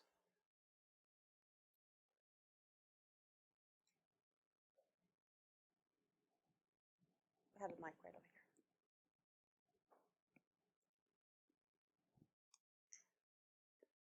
Well, it looks like that we're asking them to do the same thing. It's Mhm. just that it increasing a vocabulary development. Okay, so what's the thing that we're asking them to do? Negotiate is what I'm looking at. So you're looking at students are negotiating across all levels. So that particular skill is the same. Did anybody else notice that the skill is the same as you move across the proficiency levels? Okay. What else did you notice that's the same? Yes? As you move across, the level of support decreases. Okay. So you notice less and less support necessary, right? As you move up the proficiency levels. So what's different? What do we know that's different? What do we notice that's different? Actually, that was the difference right there, right? The proficiency levels, the support changes. You know, it's different from one level to the next. What else did you notice that's different? That's okay. In their responses, students are responding with more details, give more information than at the beginning where they just answer the basic questions. Okay, so students are Like elaborating. right, are elaborating more or using more language or more vocabulary as they move up the proficiency level. Okay, so let me take you back to, again, we're still in grade 4, but we're going to look at one particular standard together, right? So I want you to take note that somebody noticed that there's these letters and these numbers and these parts. So we're looking specifically at part B. This is referred to as the interpretive mode of communication. So when you think about interpreting, it's information that's coming in.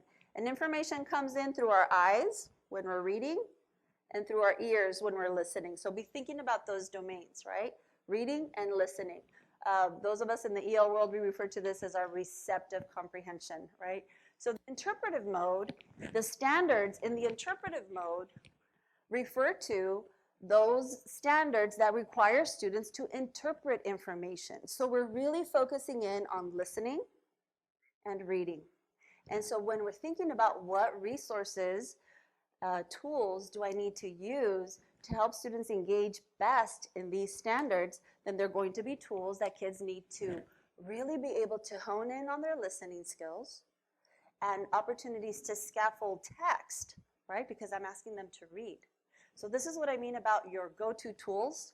We're not going to know which tools to use best unless we know which standards we're addressing first, okay?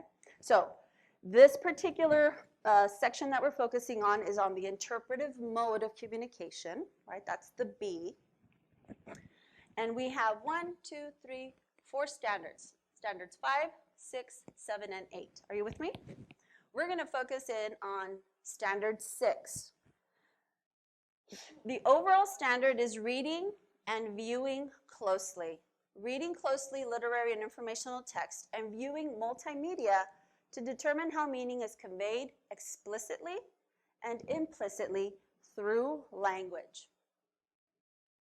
I want you also to take note, oops, where's my little pointer, of what are these things down here? Do you notice those? What are these? These are your grade level standards, specifically for reading literacy, reading informational text, speaking and listening, and language. So let me go back to integrated ELD. Integrated ELD uses these standards as a scaffold for content, right? Integrated ELD uses these standards as a scaffold for content. What content? Are kids reading literary text and informational text across the content areas? Yeah. So I can use these standards to scaffold for these. I can use these standards to scaffold for these standards. It's kind of already designed. I used to say just add water, right? Just add water. In other words, just kind of dive in and look at them so that you can see how they're connected and related, right? Because kids are reading in math, science, and social studies. Sometimes it's literary text, sometimes it's informational text, but they're reading, right? Kids are speaking and using language, right? Those are our content standards. So this is how we scaffold for how they engage in the content. So I just wanted to point this out because sometimes it's so densely packed that we have a tendency to overlook it. And again, the organization of these standards, understanding the organization is how we are will better comprehend how to use it. Okay, so I just wanted to point this out. So we're focusing on standard 6. And let's take a look specifically at how this standard unfolds as we move along. So students are describing ideas at the expanding level, which is kind of the first level. They're just describing ideas. They're describing ideas at the emerging level, describing ideas at the expanding level, and describing ideas at the bridging level. So we're seeing that students are still using these skills, right, across the proficiency levels. What changes, as you noted, is that kids are provided different types of support so that they can describe these ideas. So that's where our tools come into play. Graphic organizers, realia, language frames. We're probably going to need to provide different types of language frames and more language frames at this level than we will at this level, depending on the content and what we're asking kids to do. All right, so any questions about, again, kind of surface level dive into the ELD standards, but any questions about the ELD standards in general and or how they're organized? Did you learn something new about the ELD standards today? Tell your partner, the person next to you, one new thing or maybe a deeper understanding of an element of the ELD standards that you're taking away just from this little brief walkthrough. Just one thing. I didn't know, I know this now, or I better understand this now.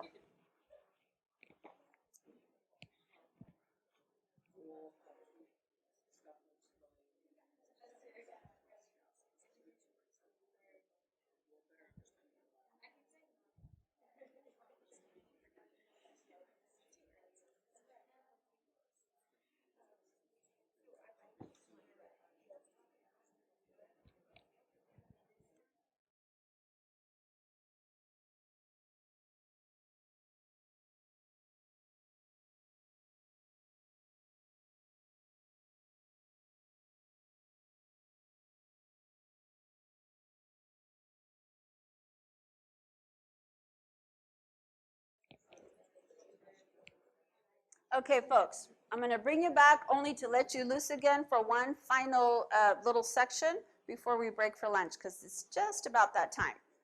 So what I want to have you do is just give you some time to explore a specific grade level, a grade level of your choice. Maybe it's your grade level, maybe it's a grade level that you've been working on or thinking about in support of teachers. So I'm going to give you about 5 to 7 minutes. It doesn't seem like a whole lot of time, but it actually is.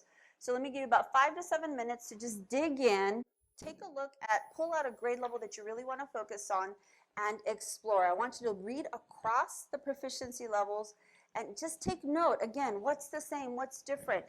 The column on the left with the content standards, the correlation between the ELD standards and the content standards that are detailed out in that left column. So I'll give you about 5 to 7 minutes to do that. Feel free to do that individually, and then turn around with either behind you or next to you and just kind of share what you've identified, what you've learned.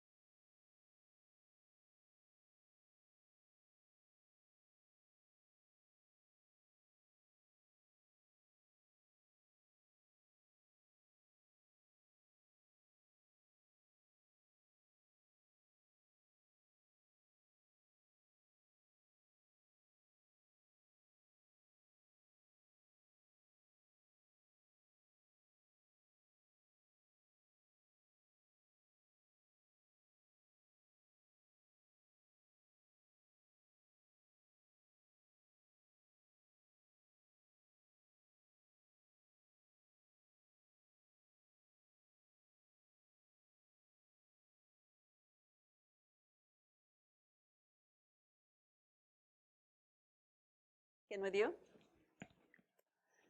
So again, this is really very surface level exploration of the ELD standards, and depending on where you are in terms of how you use them, when you use them, how familiar you are with them, I'm hoping that we give you an opportunity to at least leave with a takeaway, a new understanding of both how they're organized, why they're organized the way that they are, and how might you better use them in designing and delivering your two types of ELD instruction, both designated and integrated.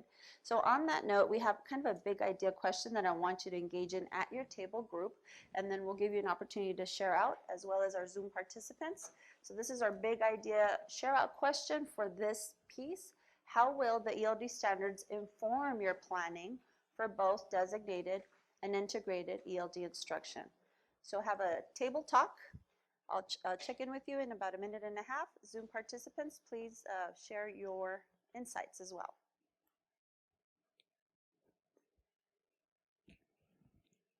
Be prepared to share out.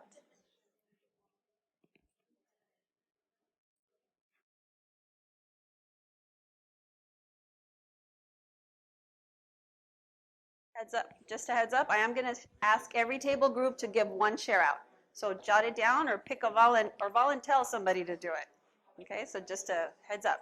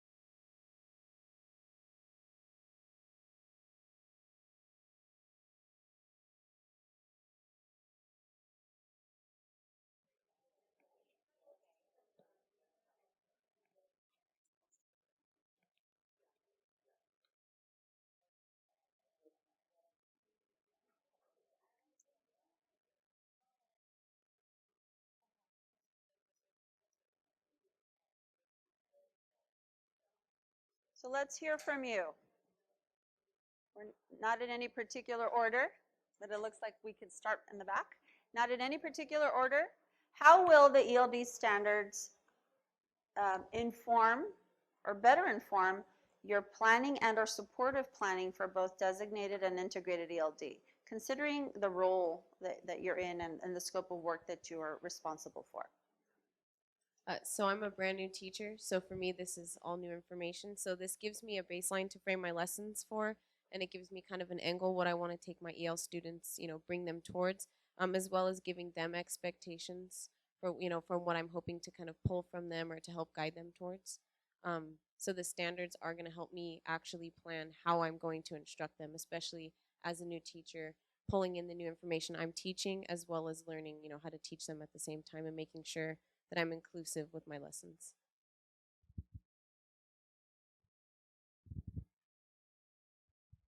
We tackled the integrated piece specifically for students with disabilities. We are collectively out of the central office.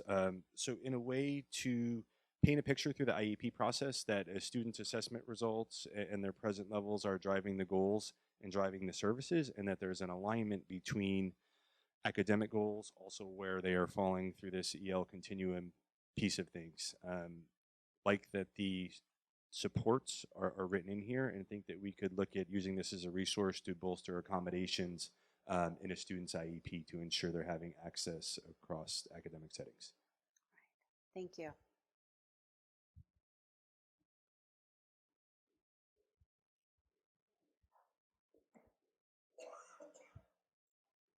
We saw it as a guide to scaffold along the continuum, addressing the standard and then seeing where our children are at and then going across and then leveling and scaffolding to address their needs. How many of you remember the 1999 ELD standards? I'm still trying to forget them. In comparison, our current ELD standards are very precise, specific to a proficiency level and specific to a grade. So I really appreciate that. And again, the organization itself helps me navigate through them more easily. But again, it's understanding how they're organized and what the purpose is, whether it's designated or integrated, so that we can provide the appropriate supports for all of our learners, English learners, dually identified English learners, right? So that's my 2 cents. That's my share out. Got another one right up here? One thing we did at my last high school is that we taught the entire staff the ELD standards, and we made a one-pager, even more condensed than this was, because it was surprising to me that how many cross-curricularly, they didn't know what these were.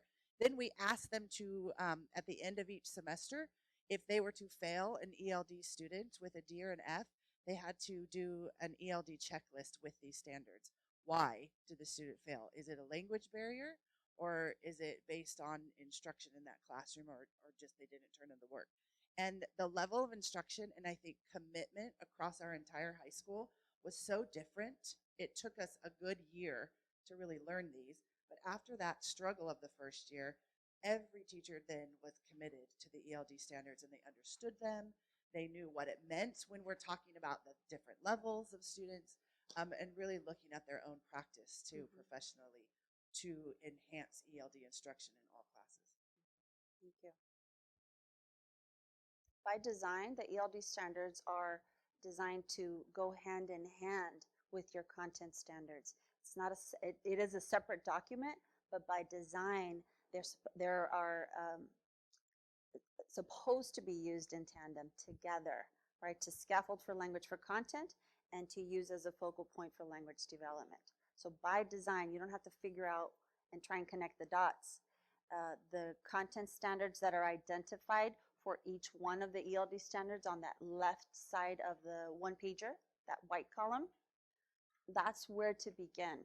That's where to begin. So it's accessible for you, and it's easy for us to see where both integrated and designated ELD intersect in this document and how to best plan for both.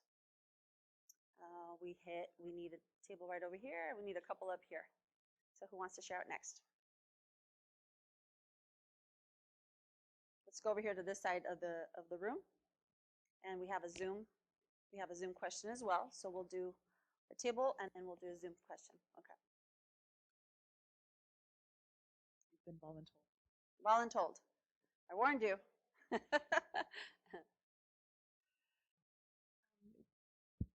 We were talking in our group that we really like how it is managed here with emerging and all the levels, because we actually are giving only with the standards, and then we have to teach, and then that way we can really plan our lessons or structure them in a way that is going to be very beneficial, and not expecting them to be at a bridging level, or because we know sometimes by the end of the year many students are not going to be there. Right.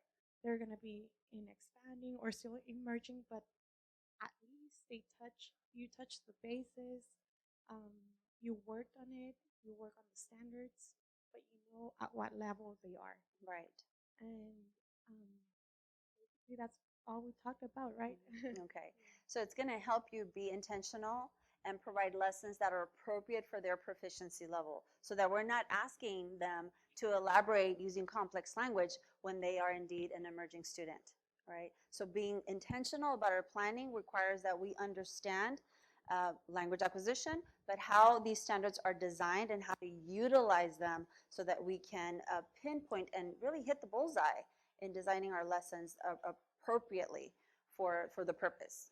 Language development and or access to content via language development. I think we have at least, we have a Zoom question. Just share out from our Zoom participants. One of our participants, Patricia, made a very nice connection about how this resource from LAUSD in conjunction with the Elpac scores can inform her in developing linguistically appropriate IEP goals and objectives. And then in addition, we had another participant, El Ridgway, share again the appreciation of the ELD standards listed right next to the ELA with the ELD. And I specifically wanted to share when she said, I can be sure that the two and more lessons are linked. When my ELD instruction is grounded in the content from ELA or other content areas, it is much more meaningful for my English learners. So thank you to our Zoom participants. Thank you to our Zoom participants. We have a couple of other share outs, 2 table groups that need to share out before we go to lunch. So I think we have a table group right here and a table group right here. We would love to hear from you. Give it to Lavette.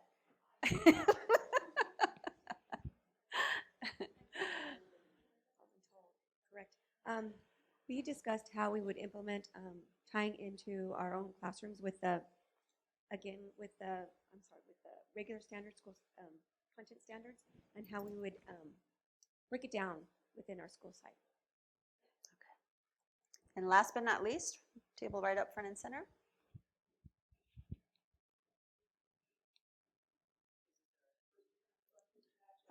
Ladies first. Well, we were talking about what we're in the special ed, and well, like I personally don't do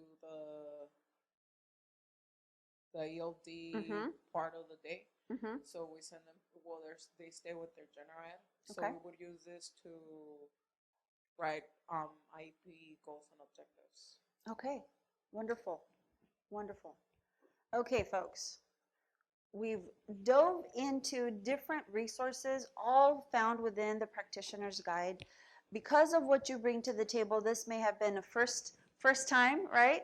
And or you understand this resource, you're using it. We're hoping that through the interaction, through these opportunities, you're thinking about these resources through a different lens, and every time revisiting or thinking about how might I better use these resources for the folks or the teachers that or the students that I'm working with. So on that note, as we close this component of English language development, I hope that it kind of made you hungry. Hungry to learn more and hungry because it is lunchtime. So I'm looking at our clock here. So why don't we do this? Why don't we give you just a couple of extra minutes and have everybody be back and ready to go at 12:30. We'll give you a full hour, which for some of you is probably uncommon. Is this on? Is probably uncommon. So please take advantage of a full hour of lunch. We'll see you back at 12:30. Enjoy your lunch. Drive safely. Zoom participants will reconnect in an hour, 12:30. Folks, can you hear me okay? Mic's on. I want to welcome everybody back. Hopefully you enjoyed a nice hour lunch and you had some time to chat and not talk about shop, which is really hard to do when you're a teacher.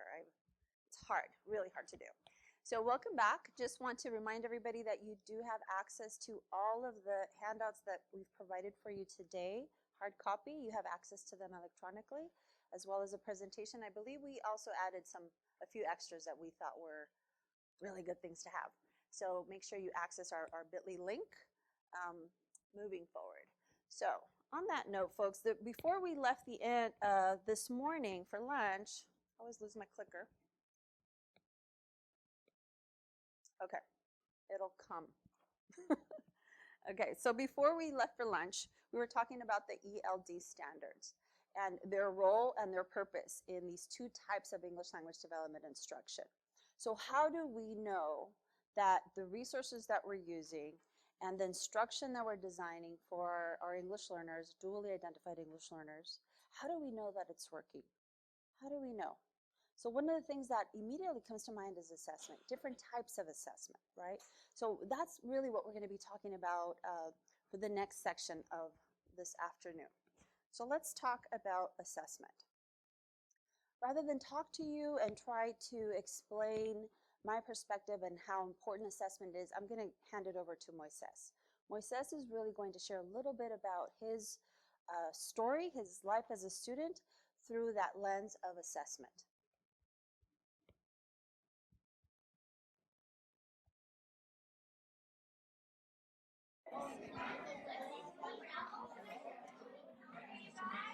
We have testing all week this week and next week. The tests are going to be hard, but that's all right because we're going to try really hard. Isn't that right, Cameron? Yes, Ms. Keith. Okay, great. Everyone listen up. So we're going to want to work all week at ours from the answer and the information in the story, okay? We're going to go ahead and factual test and try this actus test. Test your up. We're going to page. Go to B. First on page 3. ¿Qué dijo? ¿A poco va a empezar el examen? No, es una práctica.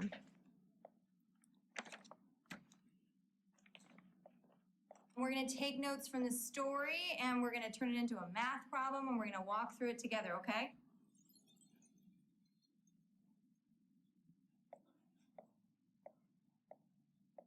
So the boy ran 3 blocks. So everyone write 3 blocks. How long did it take him to run 3 blocks? Michelle? 6 minutes. Very good, 6 minutes. All right, so then we're going to take 3 blocks and 6 minutes, ¿Por qué el right? niño corre con los bloques? ¿Qué? Sí, ¿por qué el niño corre con los bloques? No, Okay, so the corre 3 question I'm going to calles. go on to ask us, how long will it take him to run 20 blocks? What do we do? How many minutes is that per block? 8 minutes. Try to remember to raise your hand if you want to answer, okay? No, it's not 8 minutes. Michelle? 18 minutes? Nope, not 18 minutes. Yes, Enrique? 40? 40, yeah, very good. How'd you get 40? I don't know. You don't know? Well, 40 is the right answer. How did you get it? I forgot. You forgot.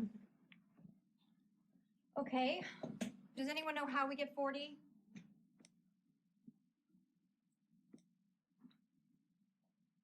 Yes, Moises.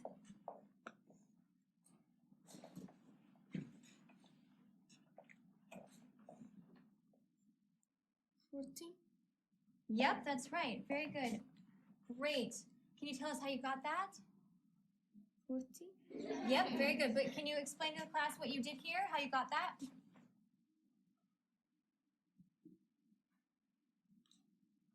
Okay, all right, you guys, settle down. That is so dumb. Joe, do you want to lose your recess? No. Okay, then.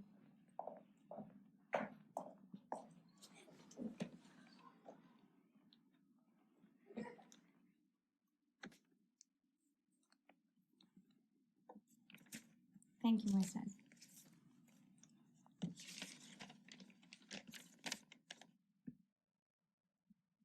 Can you help me, please?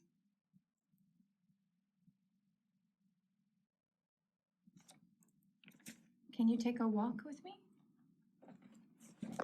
I don't want you to worry about the test, okay, Moises?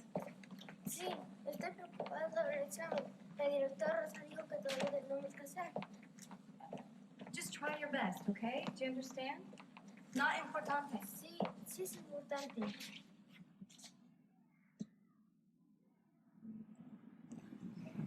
You're right, Moises. It is important.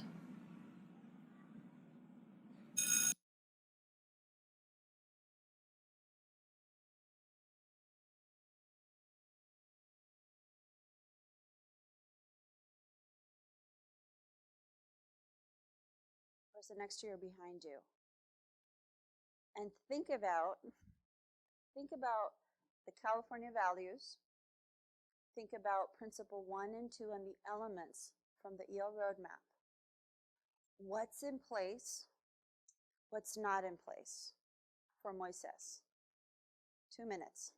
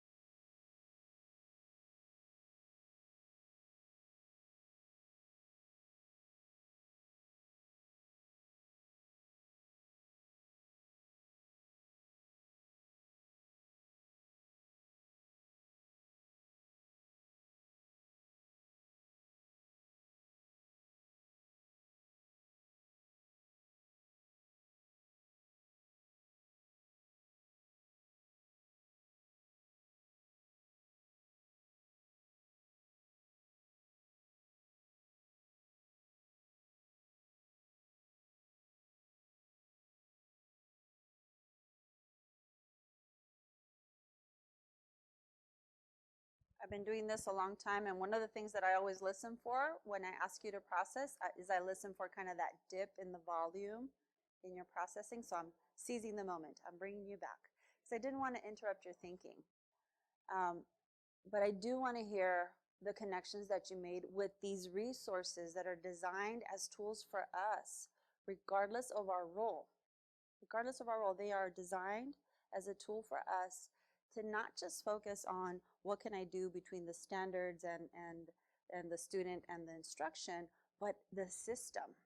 Because that's when and only when we're going to begin to make significant shifts in addressing the gap that we're looking at, that's staring at us actually, between achievement, right, and dually identified students, English learners who are students with disabilities. So on that note, I want to hear your thoughts, and so same with our Zoom participants, please chime in through the chat box.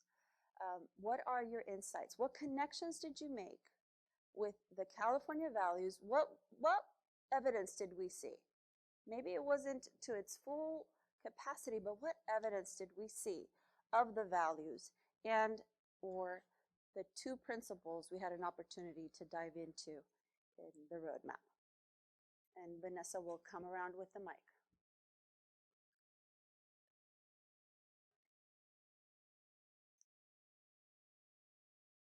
Raise your hand and she'll come to you.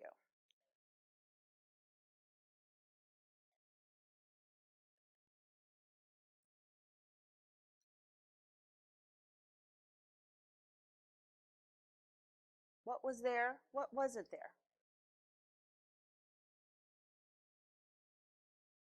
Right over here, Vanessa. Linda, it's your turn. Well, she said there were no supports for him, which is true. I mean, the question was age and skill appropriate. It just didn't have the scaffolding for him. Say it again, please.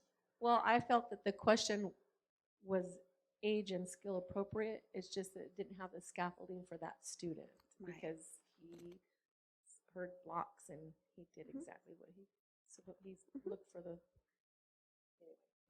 So there wasn't anything there that could really help him visualize what she meant by block. Right. So the content itself is grade level content, right? So we know that we can say that based on what we saw, we know that Moises and perhaps students like Moises are giving access to the content. They're in the class, right? So let me take that back. They are in the class, but the access isn't where it needs to be because of the lack of the support in the language. We have a Zoom question. One of our Zoom participants shared that watching the video really brings home the need for culturally inclusive practices in our classrooms. We had another participant also share that the realization that it didn't validate the child's knowledge. It showed that our students have the ability to do the work but need help with language to communicate their abilities. Right. Thank you to Zoom participants for sharing. Thank you. It reminds me of Vanessa's sharing, with the insight about what students want their teachers to know. I know a lot, I just don't know how to share it in English, but I know a lot. I really do. Right? Yes. This was pointed out, and I didn't think of this, so I appreciate my partner here pointing it out. But the clues that we have in our classroom for our EL students, how that student didn't understand, again, that's my assumption. All my students know what a block is, of course, but then how he looked around the room. So what visually are we giving our students as well, and then not to just assume. Right. So remember the question, what are your go-to tools for language support? Visuals is one of them. How intentional are we with those visuals? Are they serving the purpose that we are designing them to serve? Right? So visuals are good, but which ones? And how are we presenting them as a teaching tool for our students? Being intentional, right? And then appropriate to the proficiency level as well. One more. What connections did you make with the values? What was there? What wasn't there? What really struck you? I was reading body language. What really struck you? I found it interesting that the student who answered her was the student that didn't have a clue and needed help and looked to his paper and just answered. And then when she said, tell us how you found your answer, and he didn't know, and the one that did know was the one that needed the help just to communicate. Right.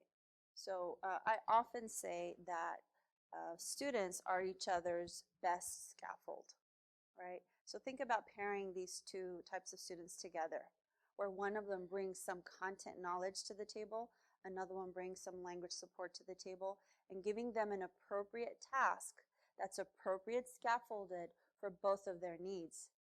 And then, in additionally, they are each other's best scaffold because they can negotiate the language in Espanol or in English or both, right? Because it is math after all, right? We're not assessing language, we're assessing math. Integrated ELD with the appropriate scaffold. Moises needs it. The other boy benefits from it. Integrated ELD, any and all students. Make sense? Okay. Anything else?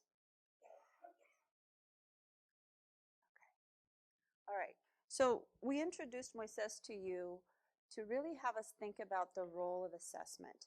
And we need to understand the role of Elpac, not as the only assessment, but it is our both initial and summative assessment. It determines who our English learners are and how we gauge their progress. So we're going to dive into Elpac. And again, Elpac 101, this is really just kind of to give you the gist of what Elpac is and its role that it plays in our system to support English learners, students with disabilities. So how are they related? The ELD standards are assessed, the mastery of the ELD standards are assessed through the Elpac. So very important to know and understand.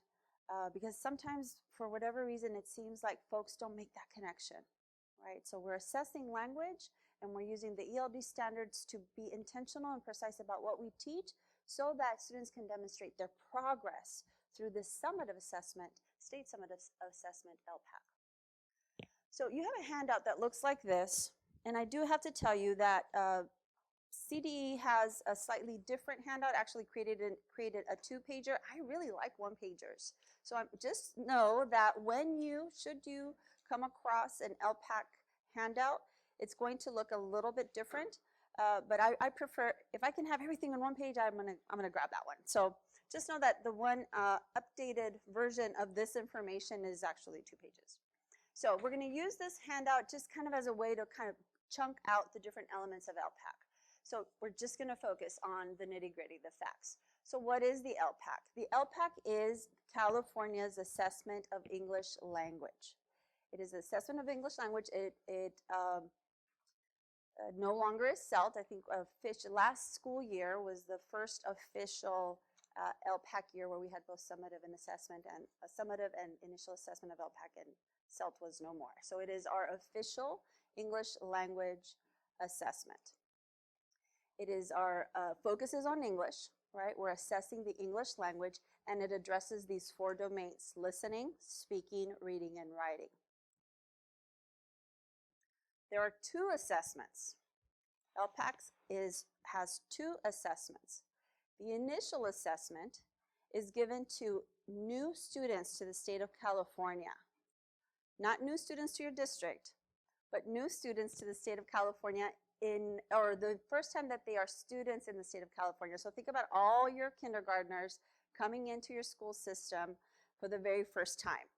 So all those children, unless they were at a different school district in California at the beginning of the year and they're transferring over to your district in January, brand new to the school system, brand new to California, they will be given the initial assessment.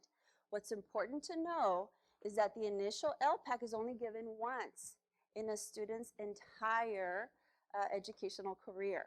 It's only given once. And basically, the initial assessment Elpac is designed to determine English learner status. Are you an English learner? Are you not an English learner? Are you a reclassified English learner, right? And what triggers that is our home language survey. Parents indicate whether or not a language other than English is spoken at home. If they mark yes, then that triggers us to give the initial assessment, initial Elpac assessment. Again, remember that it's only given once. The summative assessment is given every year after that until reclassification status, okay, every year after that. So 2 assessments, that's something new and different from CELT. Why is the Elpac given? To determine English proficiency and progress. And also, the information gives us an opportunity to gauge where students are and provide the appropriate supports for access across the content area. So it gives us information to better place, teach, and progress monitor students as we teach through designated and integrated ELD. So who takes the Elpac? All English learners, right? All students who have identified a language other than English spoken at home are given the initial Elpac. And then once they are identified an English learner, are given the summative Elpac all up until the time that they reclassify. So students with disabilities who cannot take one or more of the domains in Elpac have the opportunity to take an alternate assessment. Currently, I think most folks are using the VCALPs right now, and coming soon, we have an alternate Elpac. And just so you know, that title alternate Elpac at the bottom of that tile is it will give you access to what's new and upcoming regarding the alternate Elpac. So the alternate Elpac is coming, right? Right now, it's kind of in the field mode. 2021 next year, we're going to field test it, and it'll be official in the year 21-22. So in the meantime, students with disabilities who are unable with supports to take the Elpac, any one or more of the domains, have an opportunity to take an alternate assessment, such as the VCALPs, until our official alternate Elpac is good to go.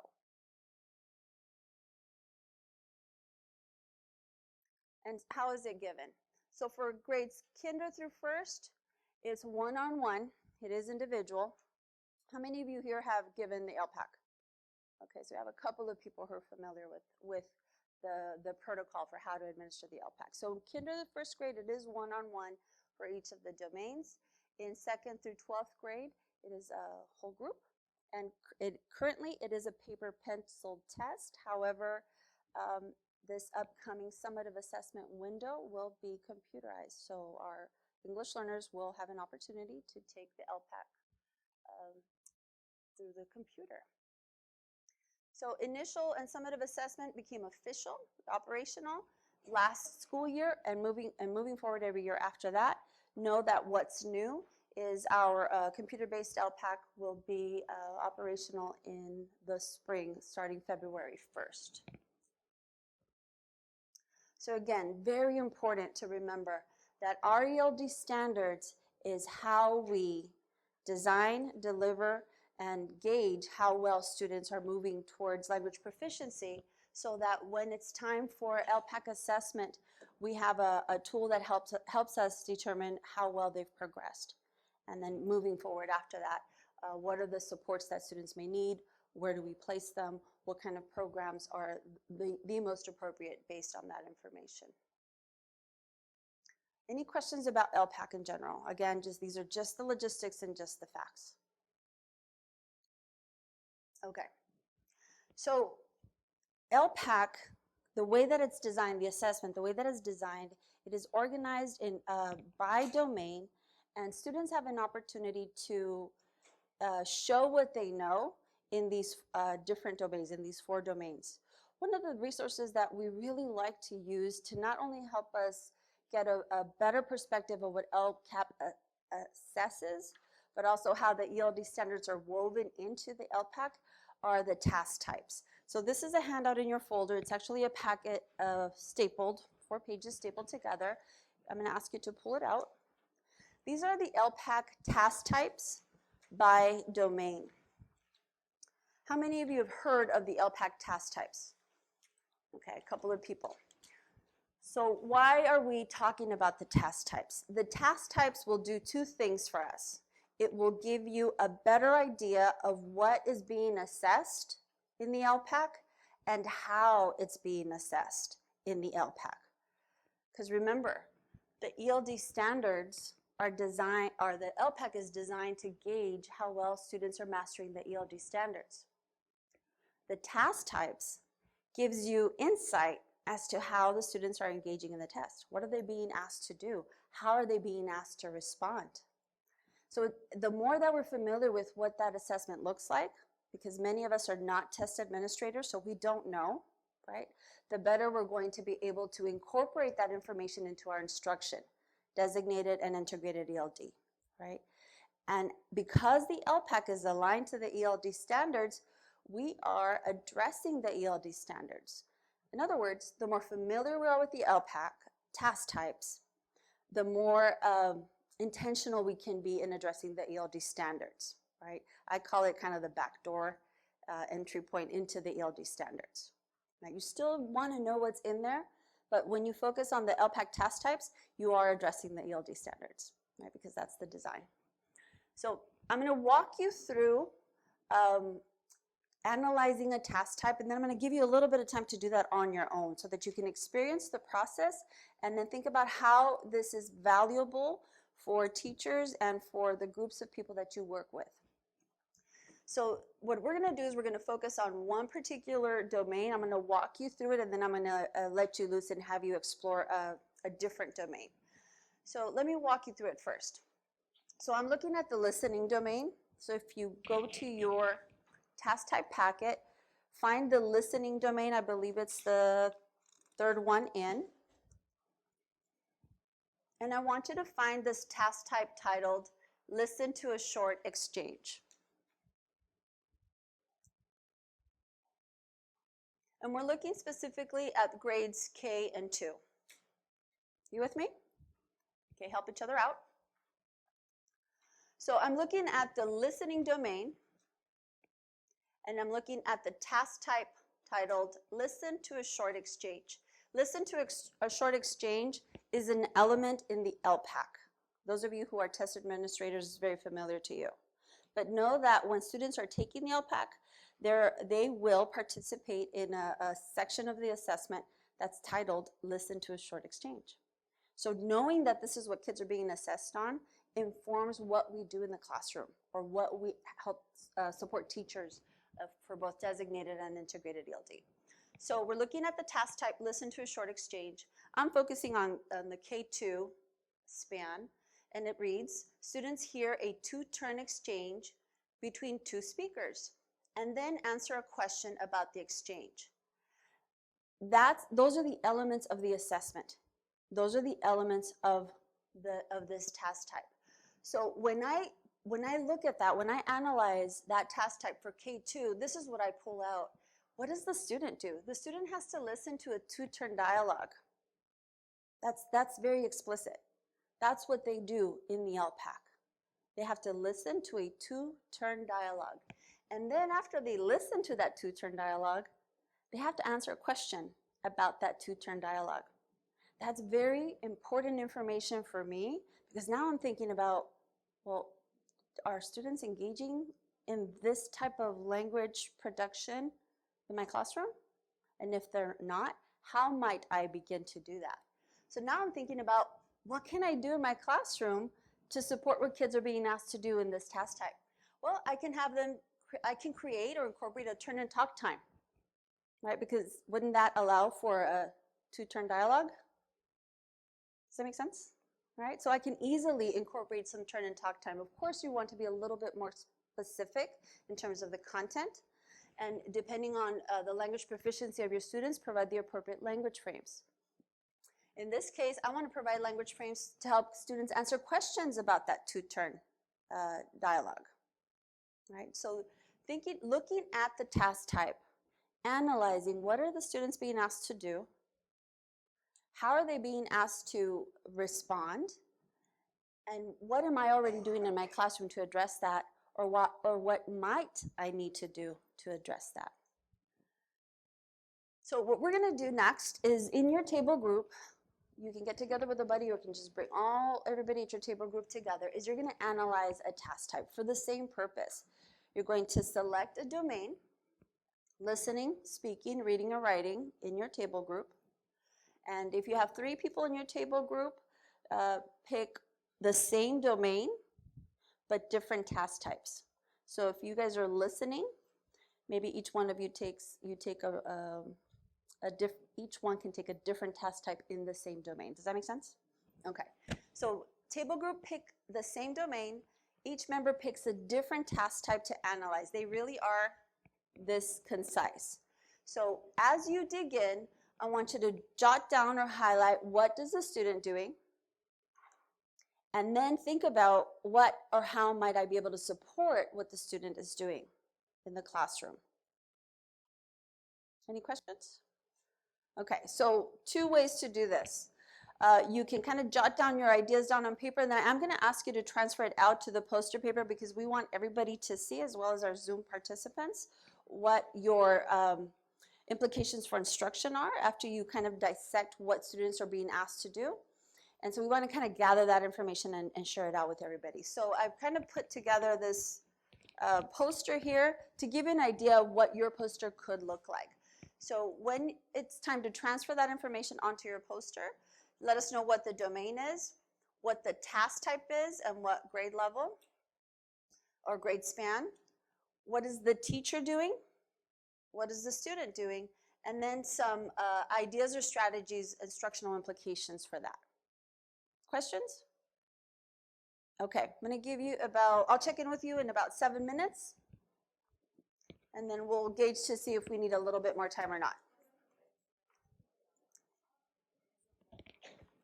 And for our Zoom participants, you may want to just pull out a sheet of paper and jot down the elements that I've jotted down on my poster, and just kind of jot down what domain, what task type, and as you unpack that task type, just jot down some notes and feel free to share in the chat box. Thank you.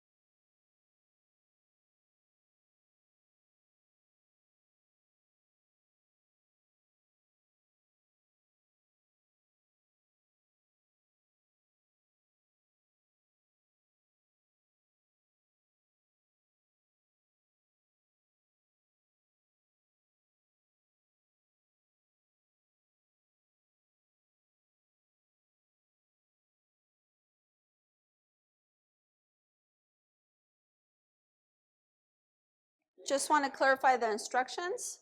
So each member is picking a different task type for the same domain. And as a table group, decide on one that you're going to share out. That one is going to go on your poster. But each one of you dive into a different task type. That way you become familiar with the different ways that domain is assessed.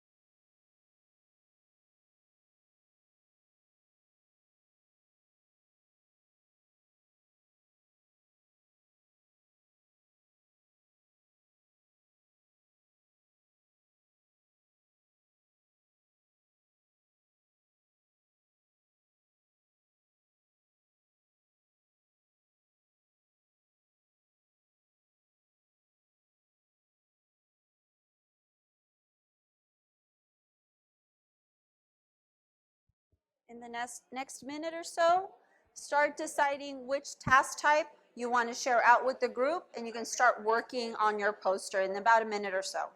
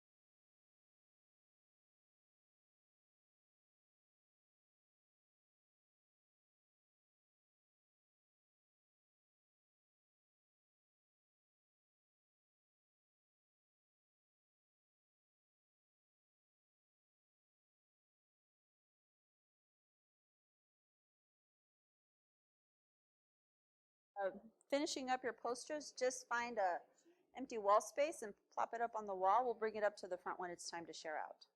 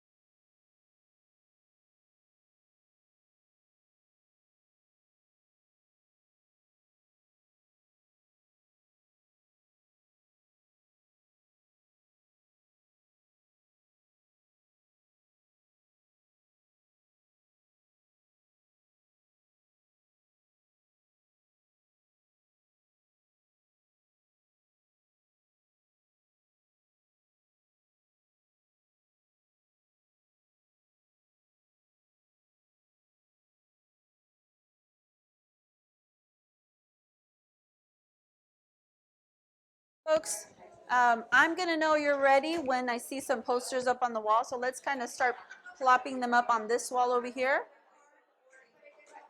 We're going to get ready to share out.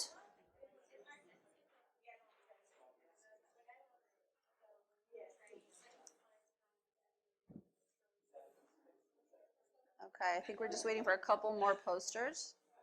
And for our Zoom participants, again, feel free to chime into the chat box to share your insights, and Debbie will make sure to share that information with us out here in the live world.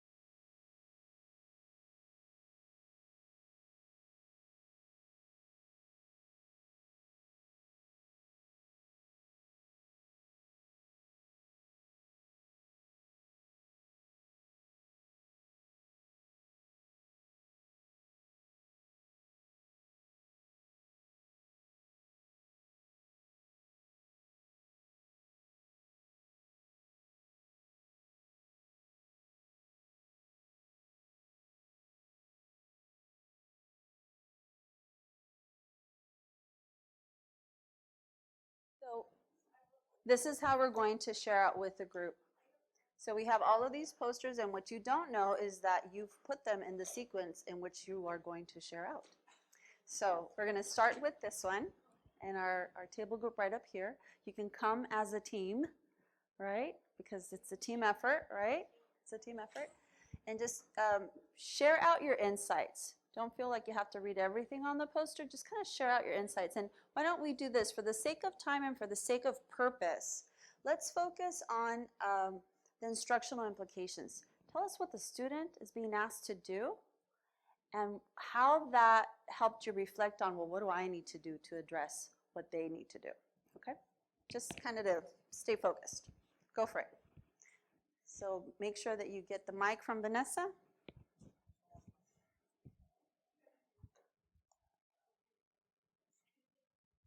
So we did writing, grades 1 and 2, which is the student looks at a picture and writes a brief description about what is happening.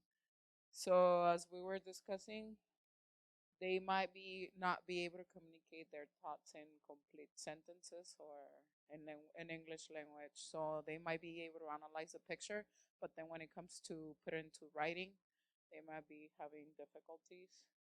And our role was to guide them and model and what was the other one? And provide feedback and help them as much as we can.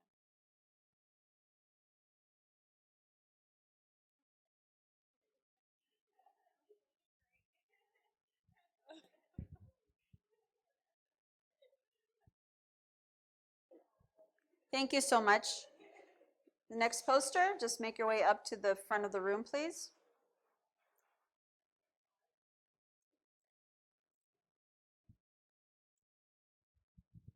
So we did the domain of writing, and we looked at grades 3 through 12, so nice transition. We have write an experience, write about academic information, and justify an opinion. And having given the Elpac, this is the only area that all the directions are given up front and at the same time. And I have noticed that this is super hard for students to endure. And so with the speaking one, it's chunked out. The directions are given, you do a little activity, and then that's done, right? And they just chunk it all the way through. With the listening portion, an audio is played, and it's about 24 minutes long, and they can't stop it. And so they have to answer as they go through. And then the reading one is also chunked out. They read the directions, and then they read something, and they answer the questions. But the writing, as the person, the administrator giving the test, we read all the instructions for every activity, and the student gets lost. And so what we talked about for me, what I have implemented in the classroom is that ground zero, we have to be very implicit about instructions. We need to teach our students in all academia, what does it mean to analyze? What does it mean to explain? And we need to go over those again and again and again. And the best place to go is to use the release questions and use them again and again and again. In my classroom, we use the speaking one for 9 and 10 at the very end. It's a scientific one, and they have to listen to a dialogue. Then they have to give back a summary, beginning, middle, and end. And there's pictures that they have to, so we go through the pictures and what they mean.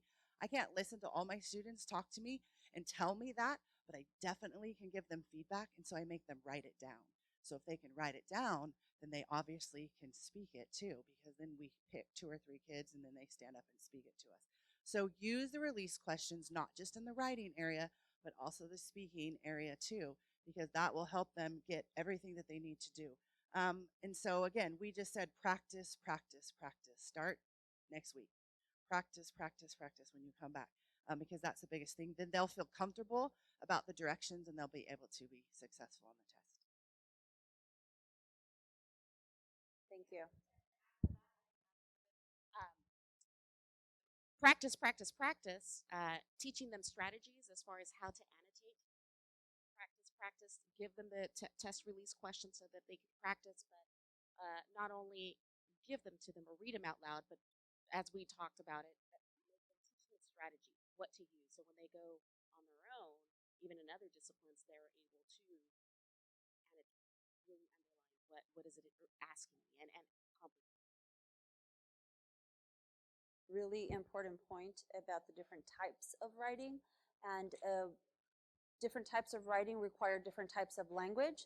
So the more precise we are in what they're practicing, the better they're going to get at it, right? So the more precise we are about here's the language of description, here's the language of summary, here's the language of comparing, right? And that's what we practice. So each of the task types focuses on a different type of writing. And so that's something to consider, right? Practice what, practice how, model it, and give kids an opportunity to really build that stamina, because it does require them to sit there and write in detail. Okay, thank you. Next group.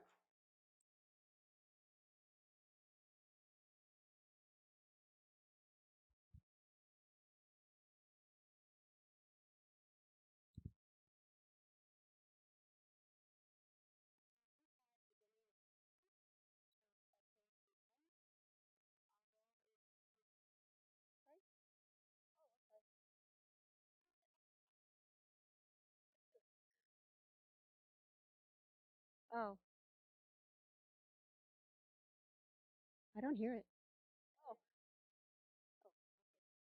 So our role is as a teacher of keywords with sequencing. Again, you need those the vocabulary.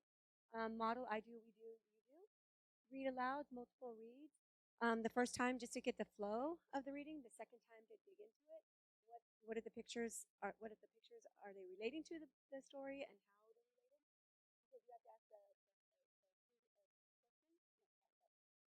and retell. Students' role is to use the pictures to retell the story. They can retell the story to each other. And instructional implications is we use the big book, the picture cards, sentence frames, keywords, and graphic organizers. But again, like the group before us, it is practice. And it's not only practice with us as modeling, but we have to have the students practicing all the time. Language for retell. When we're thinking about designated ELD, key language for this particular task type, for this particular skill, is sequence words or sequence phrases. Because in order to be able to retell, you need to put things in order in which they occurred, which requires that specific type of language, right? Which then transfers into writing, right? So this is where we begin to see the connectivity between the different domains.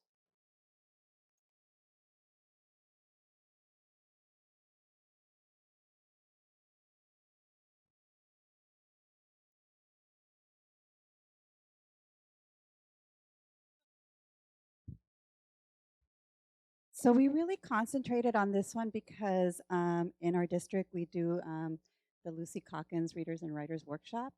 And so when we looked at the listening domain to listening in a story, our interactive read alouds play a key role to this because the students are listening, then they're given an opportunity to think, they're given a question, and then they're given an opportunity to turn and talk. So they're getting all of that in that, and so those are the implications that we went through. And then we really looked at the ELD standards and what parts for the listening, active listening was one of those, the way they had to present the details to the story. So we were looking at that part 1 and then B. So to us, this was really important because we want to continue that along with Elpac. And then we kind of threw in a little wrench and we started thinking about, well, what about students that have auditory processing? So that's another layer. Appreciate you calling out what you are already doing, right? And just kind of streamlining what resources or strategies are already in place that can support this task type.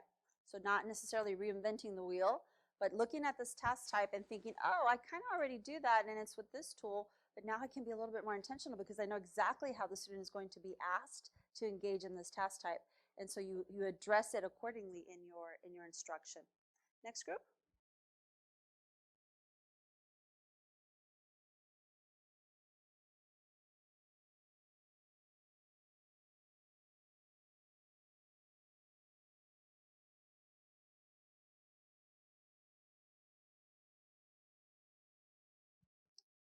Hi, so for our group, we did the domain under speaking and we got 3 tasks. We talked about, number 1, talk about seeing kinder to 12 and the teacher's role is ask the who, the how, and the when type of questions and present 3 items to generate longer responses. Students' role, look at illustration, answer the questions, and generate longer responses. And then for the other task, speech function is 2nd to 12th grade. Teacher's response describes a situation, and then students' response state what they would say to a described situation. And then the other task, number 3, present and discuss information. 6th grade to 12, teachers respond, present 2 prompts to the student. Students respond to view, graph, chart, or image with information and respond to prompts, summary, and substantiate claims. And then for all of those, what we came up under the instructional implications, visuals, scaffolds, sentence frames, vocabulary, previous knowledge, previous experience, adjectives, and sentence starters.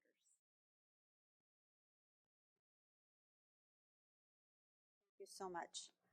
I want to point you to a different resource that's going to kind of connect the dots between the ELD standards, Elpac, and these task types.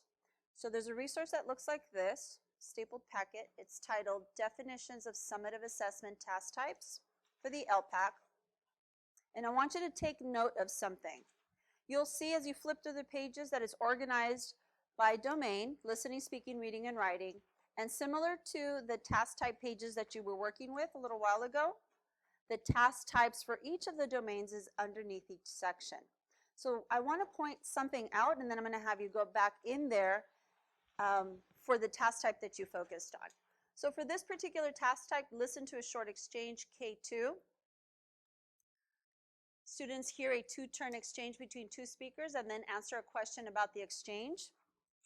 If you go with me to the very second page, page 2, which is the listening domain. That's the domain that's up on the slide.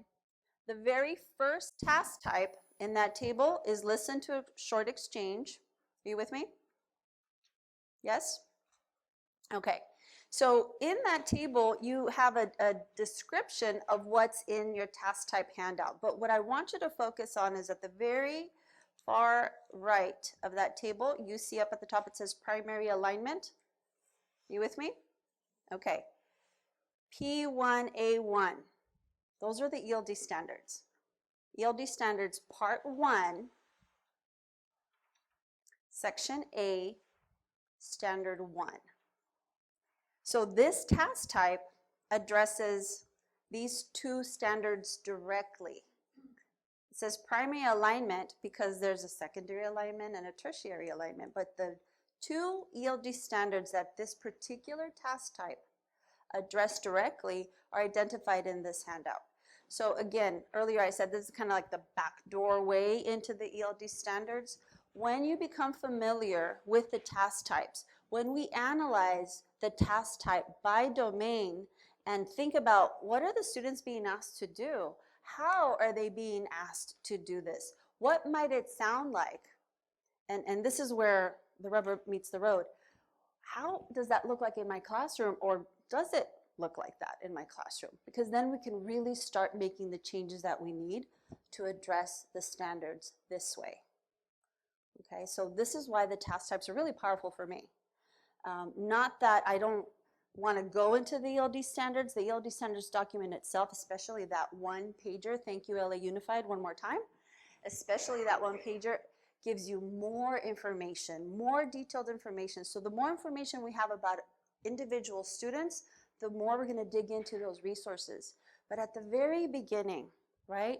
At the very beginning, when we know and understand what is going to be assessed and how it's going to be assessed, and then think about, is that what I'm seeing in classrooms? What does that look like in classrooms? How might that look like in classrooms? What are we already doing to address this, but we're not being explicit about it? So those are the questions that I really want you to think about moving forward, right, after today. Analyzing a task type is a powerful protocol for everybody working with English learners, whether you are a teacher, a site supervisor, a supportive teachers of some sort, right? Because you're making decisions about what's in the classroom, what it looks like, how do we streamline and how do we target what students need. So on that note, folks, our big idea share out. How does analyzing the task type inform your planning or your role in supporting teachers in planning ELD instruction? And then here's another lens, and this next question is kind of a segue into our next and final piece. How might analyzing the Elpac task types help us think about and be more intentional about the supports that we offer English learners with disabilities? So just do a quick share out, and then I think it'll be time for a break after that.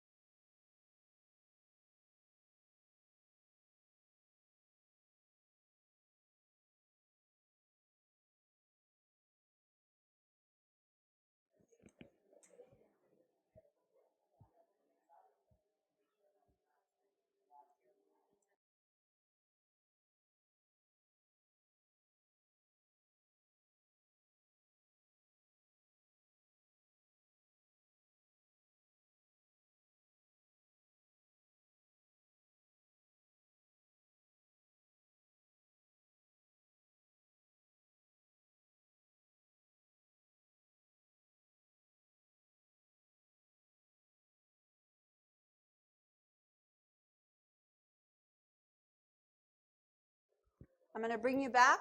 I'm going to open the floor to see if there's anything that, for the good of the order, does anybody want to share an insight in regards to these two questions? I heard some really passionate dialogue. I just like, you have to take the floor.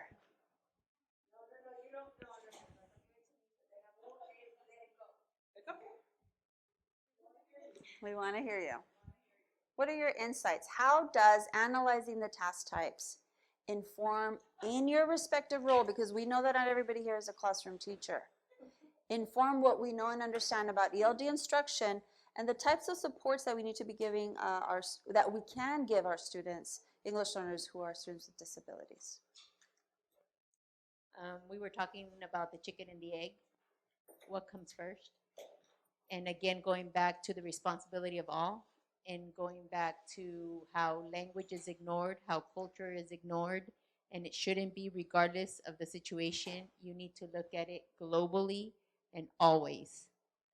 So that's what we were kind of going back and forth, that doesn't matter, you should look at it. I think she wants the mic. Yes, we're all school psychologists. Okay. Okay. One more for the good of the order.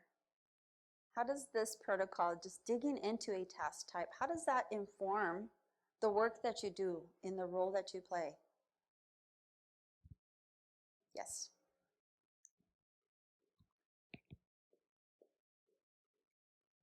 I think it's an additional data point and additional information to say, are we on the right track and path with supporting students, whether it's a student with a disability, whether it's an English learner. We have the dashboard, which is one component that we're measured on, but that is information that we get that ultimately is in the rears and is not allowing us to adjust our instruction real time.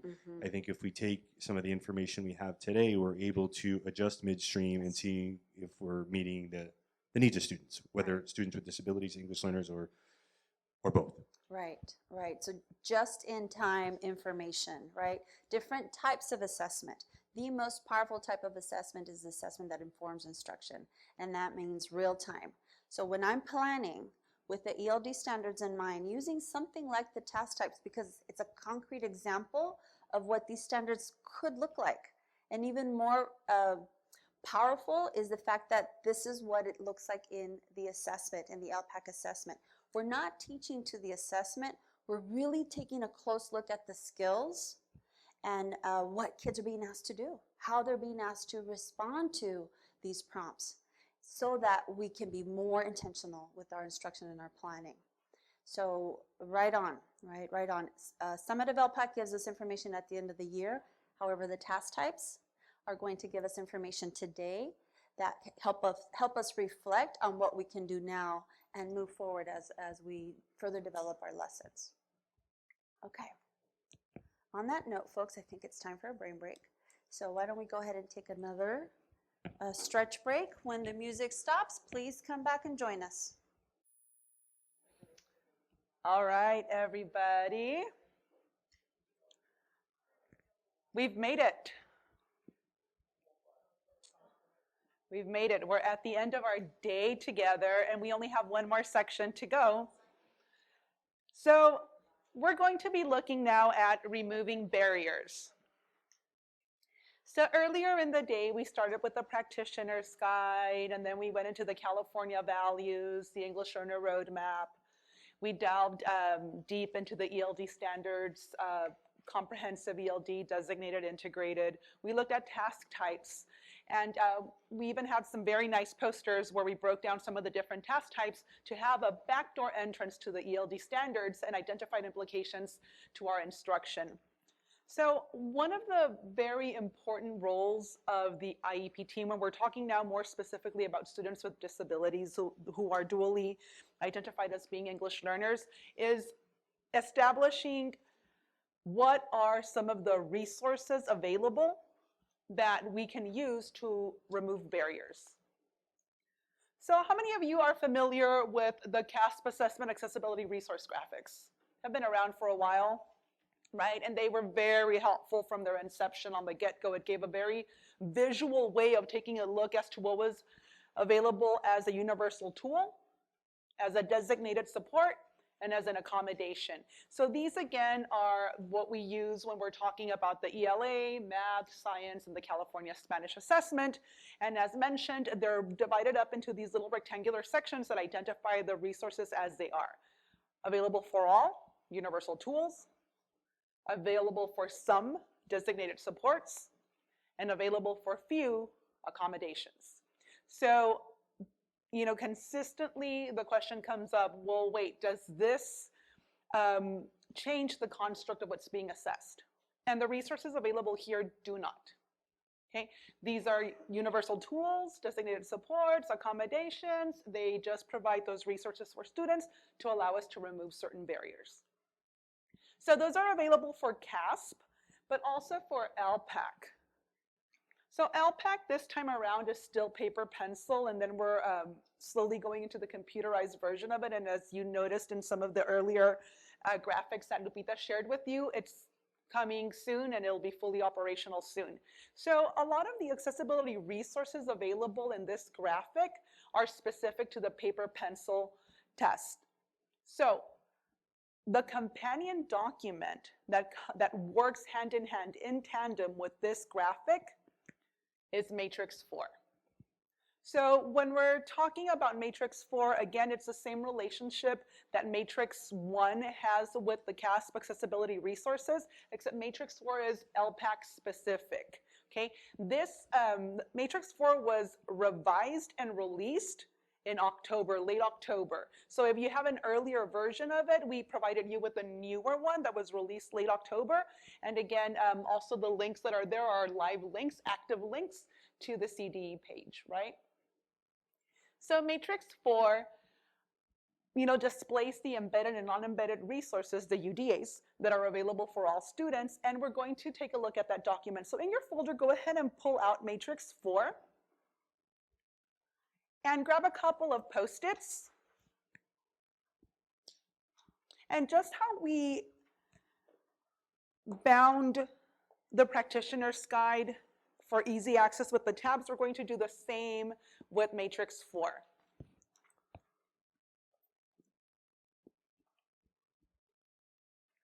We're going to start with part 1. So part 1 of Matrix 4 deals specifically with universal tools. So this is a screenshot of the very first page where we're looking at universal tools. And I want us to look at the structure of the table here. So the structure is as follows. The universal tool is listed on the first column. And now here's one of the differences between the last Matrix 4 and this new one. It includes a column now that identifies the delivery mode and whether it's an embedded or non-embedded resource. So if you recall, the structure before included, it wasn't aligned like this. The structure was different. So now this one works a little bit more like Matrix 1. So if we look at breaks, we see that it is available for paper and computer testing, both embedded and non-embedded, and then it gives the brief description. So the structure of Matrix 4, every single table for every single UDA will look the same. You have your tool, the delivery mode, whether it's embedded, non-embedded, and a brief description of it. So that will be your very first section that you might want to tab. So it would begin on page 2. Matrix 4 part 2, now we're moving on to the D and the UDAs, or designated supports, which again are available for some of our students, right? So a group of educators gets together, decides that these are supports that a student needs to remove barriers. In this case, it does not have to be a student with a 504 or an IEP, so long as a group of educators and other stakeholders come together, including the student, because we need to make sure that the supports that we're providing, that the resources we're providing are something that are useful to students, right? So here in the designated supports, if you notice, the structure is exactly the same. First column identifies the support, mode of delivery, whether it's embedded, non-embedded, and a brief description. Okay. So go ahead and tab part 2.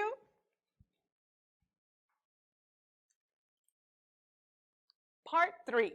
So now we're in accommodation world, so 504 IEP. So any child with an active IEP, any child with a 504 is eligible to receive these or to have access to these accessibility resources. Again, pay close attention to the delivery mode and whether it's embedded or non-embedded.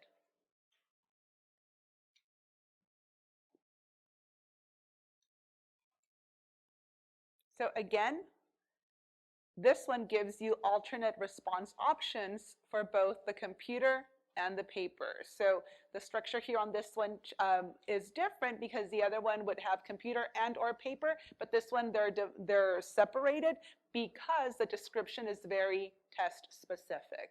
So for computer, alternate response options look exactly like this or might look like this, whereas paper, they look just like this. So it's important to note those differences. Go ahead and tab part 3. And then parts 4 and 5 of Matrix 4 deal specifically with instructional supports and resources for the alternate assessments, as well as the unlisted resources section of the accessibility resources. And as I mentioned earlier, the alternate Elpac is coming soon. So we've included a live link to the CDE page where you may click and have access to updates and additional supports as they become available for you so that you may begin to plan and also work with students. So the California Practitioner's Guide, Chapter 5, page 218, we talk about accessibility resources and accommodations for Elpac and statewide assessments. So English learners with a disability are allowed accessibility resources for the classroom and statewide assessments. So the reason that is underlined is because it really does us no good to turn on some of these accommodations, to give access to designated supports or universal tools, even universal tools, if students are not prepared on how to use them. Case in point, masking, okay? So full disclosure, I am the mother of a child who's on the autism spectrum, who has an ADHD diagnosis, combination type, hyperactivity, inattention, and everything else. So I haven't stopped sweating since I gave birth to him, just chasing after him, right? And he's also an English language learner. So for him, masking is a great resource when it's something he can use on paper pencil tasks. Masking on a computerized assessment is incredibly distracting for him. He will draw rectangles, drag and pull, because that's what it does, right?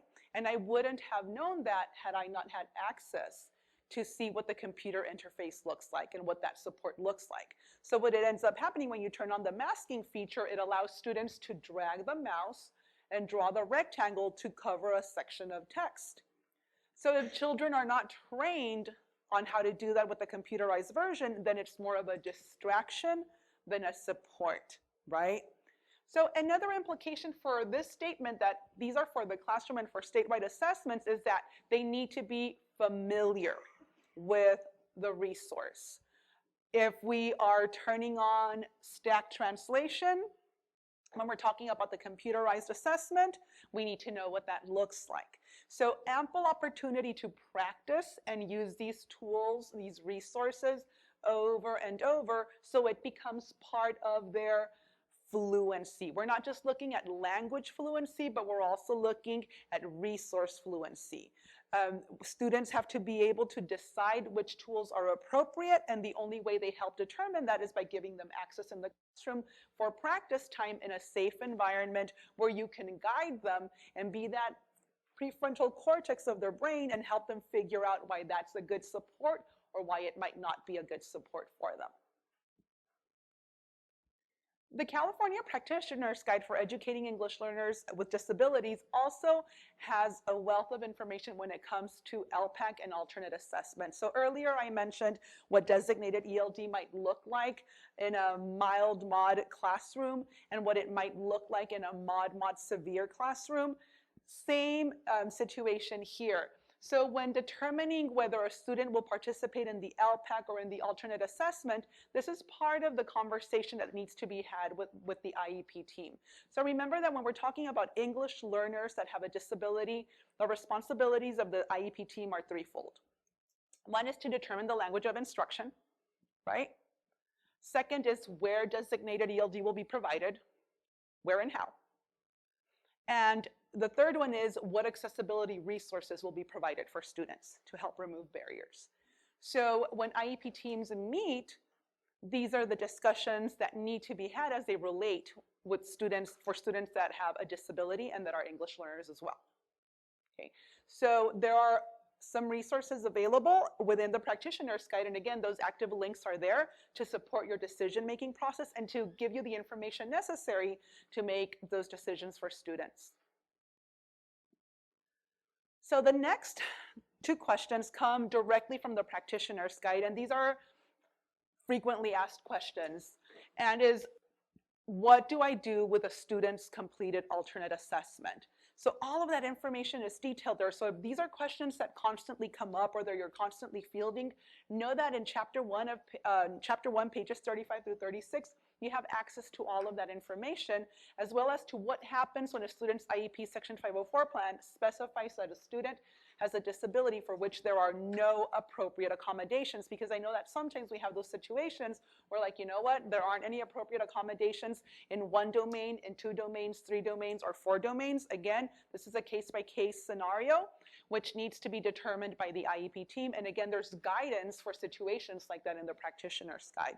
So know that you can go to the frequently asked questions for those specific situations. So now, in your folders, we have a half sheet that looks like this. It's titled Cruises Accommodations.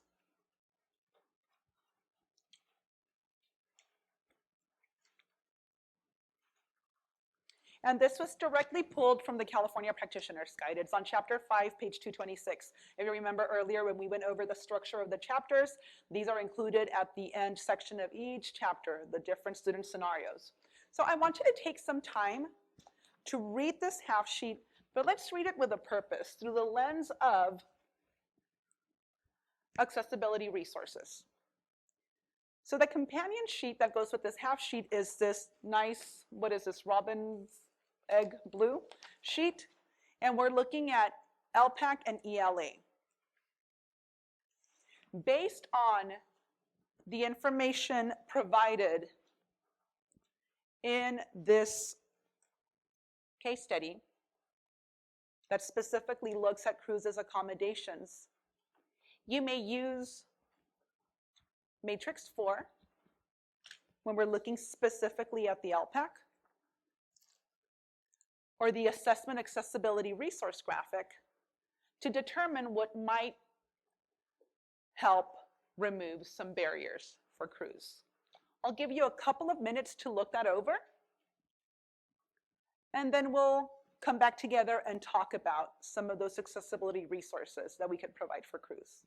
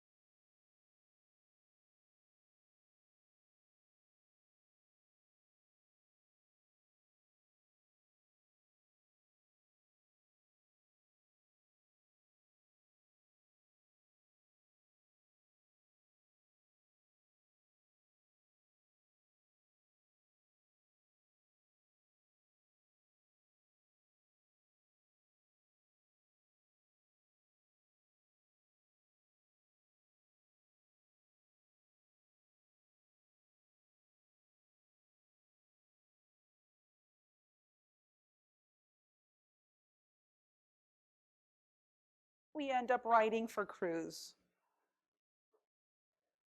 Right now we're focusing on the Elpac. What are some possible accommodations, designated supports, or universal tools that might be available for crews? Does crews have access to universal tools? Yeah. Very good. Oral clarification was one. What's another one? Read aloud.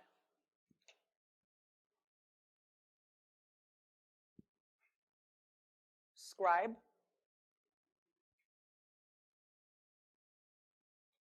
So something specific I know for CASP, and I'm sure in the future for Elpac, just know that in some situations there are some limitations to what the read aloud can do for certain students, whether we're looking at it as a designated support or as an accommodation. So that's why Matrix 4 is such a great resource, because it's sort of like that line from The Princess Bride, right? I do not think it means what you think it means, right? Like it might look like something here, but then once we check here, it's like, oh, yeah, no, it doesn't work like that. That's not what I expected it to do. So it's important to refer back and forth. So what's another resource that we could have for crews? Have read aloud, scribe, clarification.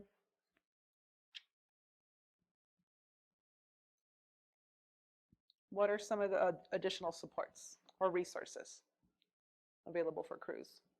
And tie it back to Moises also, Moises' experience in the classroom. It's always important to consider what it looks like in assessment, but also what the experience is in the classroom. So if we think of Moises and crews, what are some of those resources that could be provided?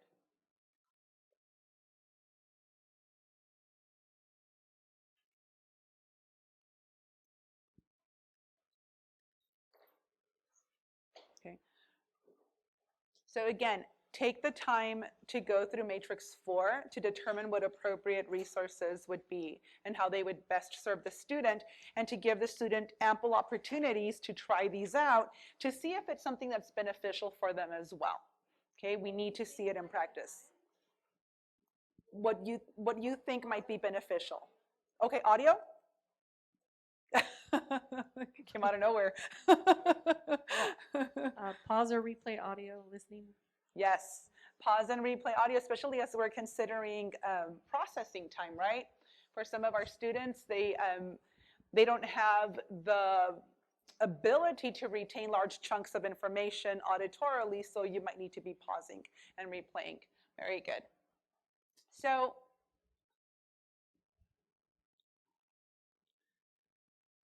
again, this is the accessibility resources, again, just broken down by color, just for you to have another schema of how these are organized, our universal tools, our designated supports, and our accommodations. And now for our big ideas share out. Okay, what resources can we use to ensure the appropriate accessibility supports are incorporated into daily instruction for English learners with disabilities? Okay, so let's think that through, but let's also get moving. So I'm going to have you stand up and move here to the center area right in between these two tables. And I want you to make two lines, and you're facing each other in lines of communication fashion. So one line up and down. There we go. We have the first set of partners. Let's fill in. Come on. Right here in the middle. One line like this, one line like that, facing each other like this.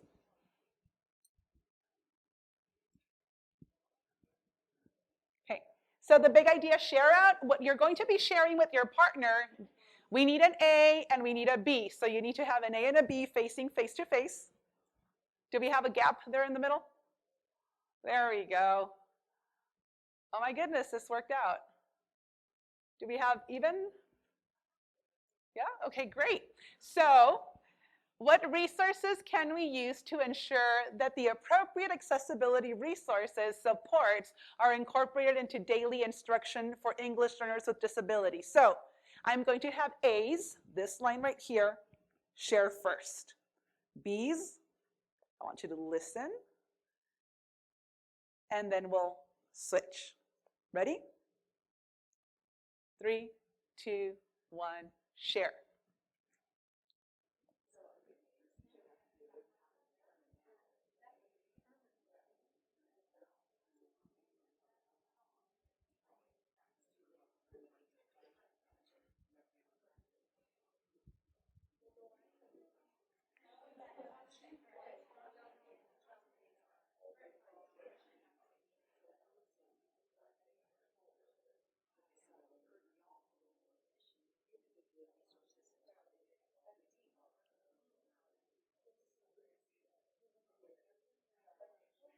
B's, get ready to share. In 3, 2, 1, share.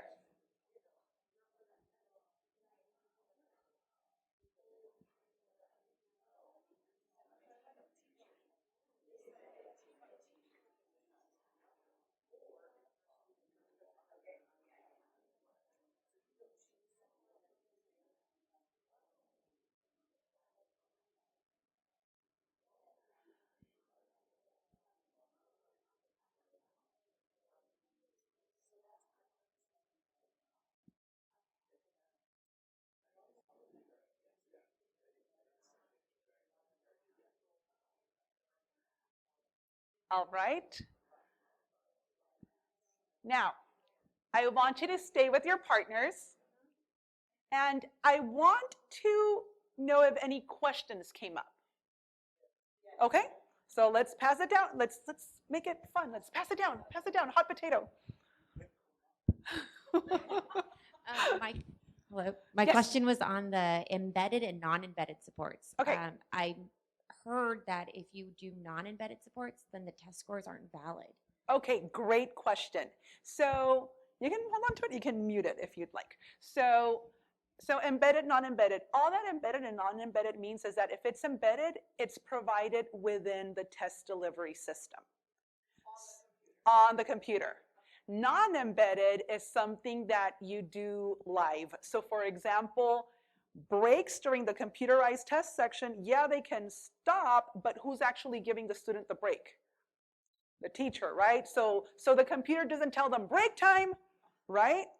So that's the difference. So embedded, non-embedded only means that. So another example of embedded, non-embedded would be, so like if you're using speech to text, right? That doesn't necessarily happen within the SBAC, right? The computerized test system. So it's probably like on another device or running as an extension or as a different piece of software. So that is a non-embedded support that is still available, right? So that's the only difference between embedded and non-embedded. Embedded within the test delivery system, non-embedded you provide outside of the test delivery system. Score, yes, yes. So everything on that accessibility graphic does not alter the structure of the assessment, the integrity of the assessment.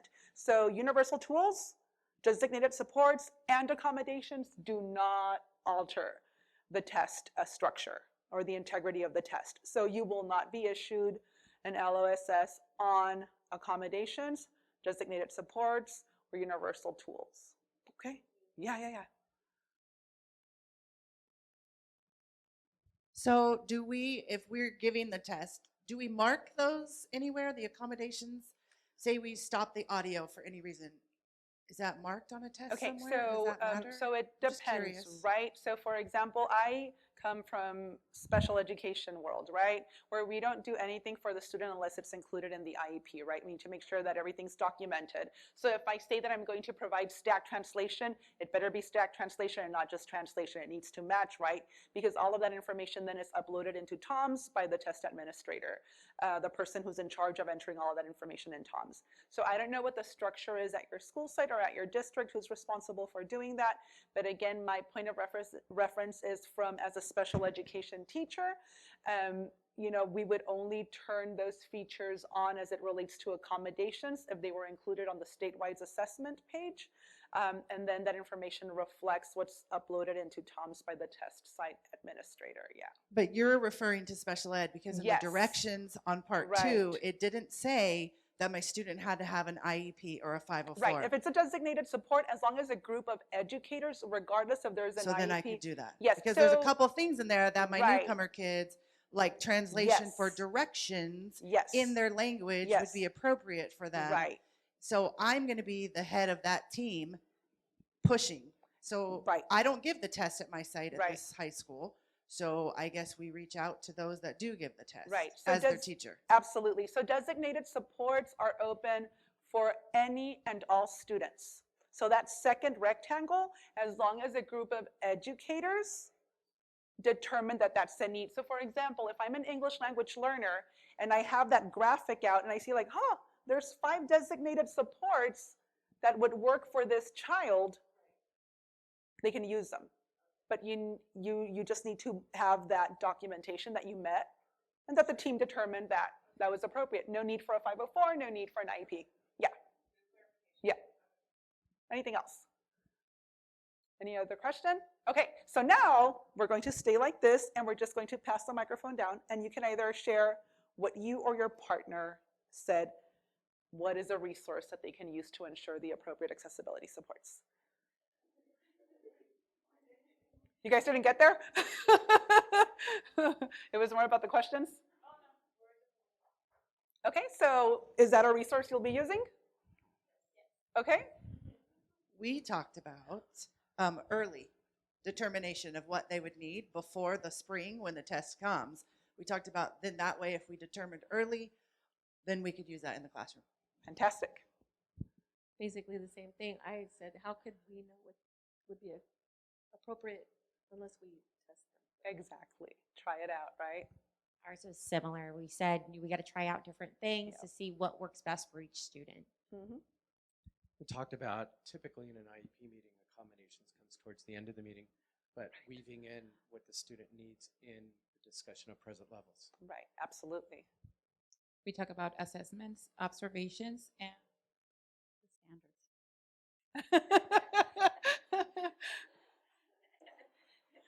standards. We actually talked about who is the expert around you that knows about all this stuff, because we find that everybody's running around at the last minute. Go call somebody, and somebody's who? Right, right.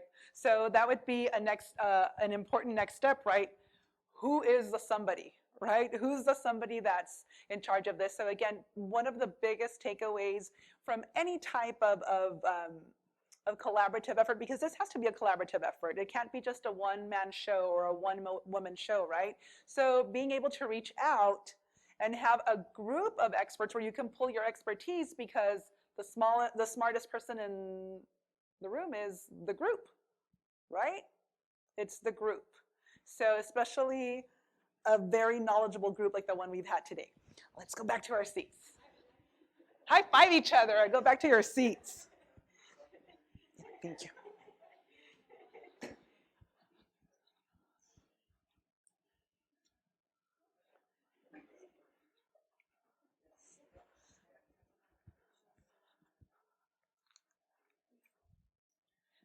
So what's that? Yes? Oh, the stack translations. So you get both the English and the Spanish together. So it'll pop up both together. Yeah. So with all of the rich discussion we've had today and having an opportunity to listen to you and your different roles and capacities, how you work with students and you reach out to support them and to help remove barriers so that they can truly show what it is they know, and in showing that we value what they bring to the table and what their community, culture, and language brings to the table as well. I feel like I don't need to remind you, but we always like to do that it's not one more thing. It's the only thing. All students are learners. So don't cry, but this is the end of our day together. It's been fantastic. And I want to give you a couple of minutes to use this time and complete the survey for us. You can either try to scan the QR code from the screen, or it's also on the slides page, the printout. Yes, and it's been emailed as well. You can do it through email as well. So we ask you for your feedback, and your feedback helps us really hone in on what it is that we need to do, on what it is that you'd like to see, and it really helps us get better to bring you what you really need. And as you complete your survey, we also want to invite you to join us live, if you want to make the drive down here again, those of you that are joining us from over the hill, or via Zoom, if you'd rather do it with a team of practitioners at your school site, that would be fantastic. We have 2 opportunities coming up. We have one on December 11th, which is an introduction to the entire practitioner's guide. And then the very next day, we have meeting the needs of English learners with moderate to severe disability. So now we're talking more the mod severe range of disabilities and how to support students that have those specific needs. So again, December 11th, December 12th, either live or via Zoom. And with that, thank you very much.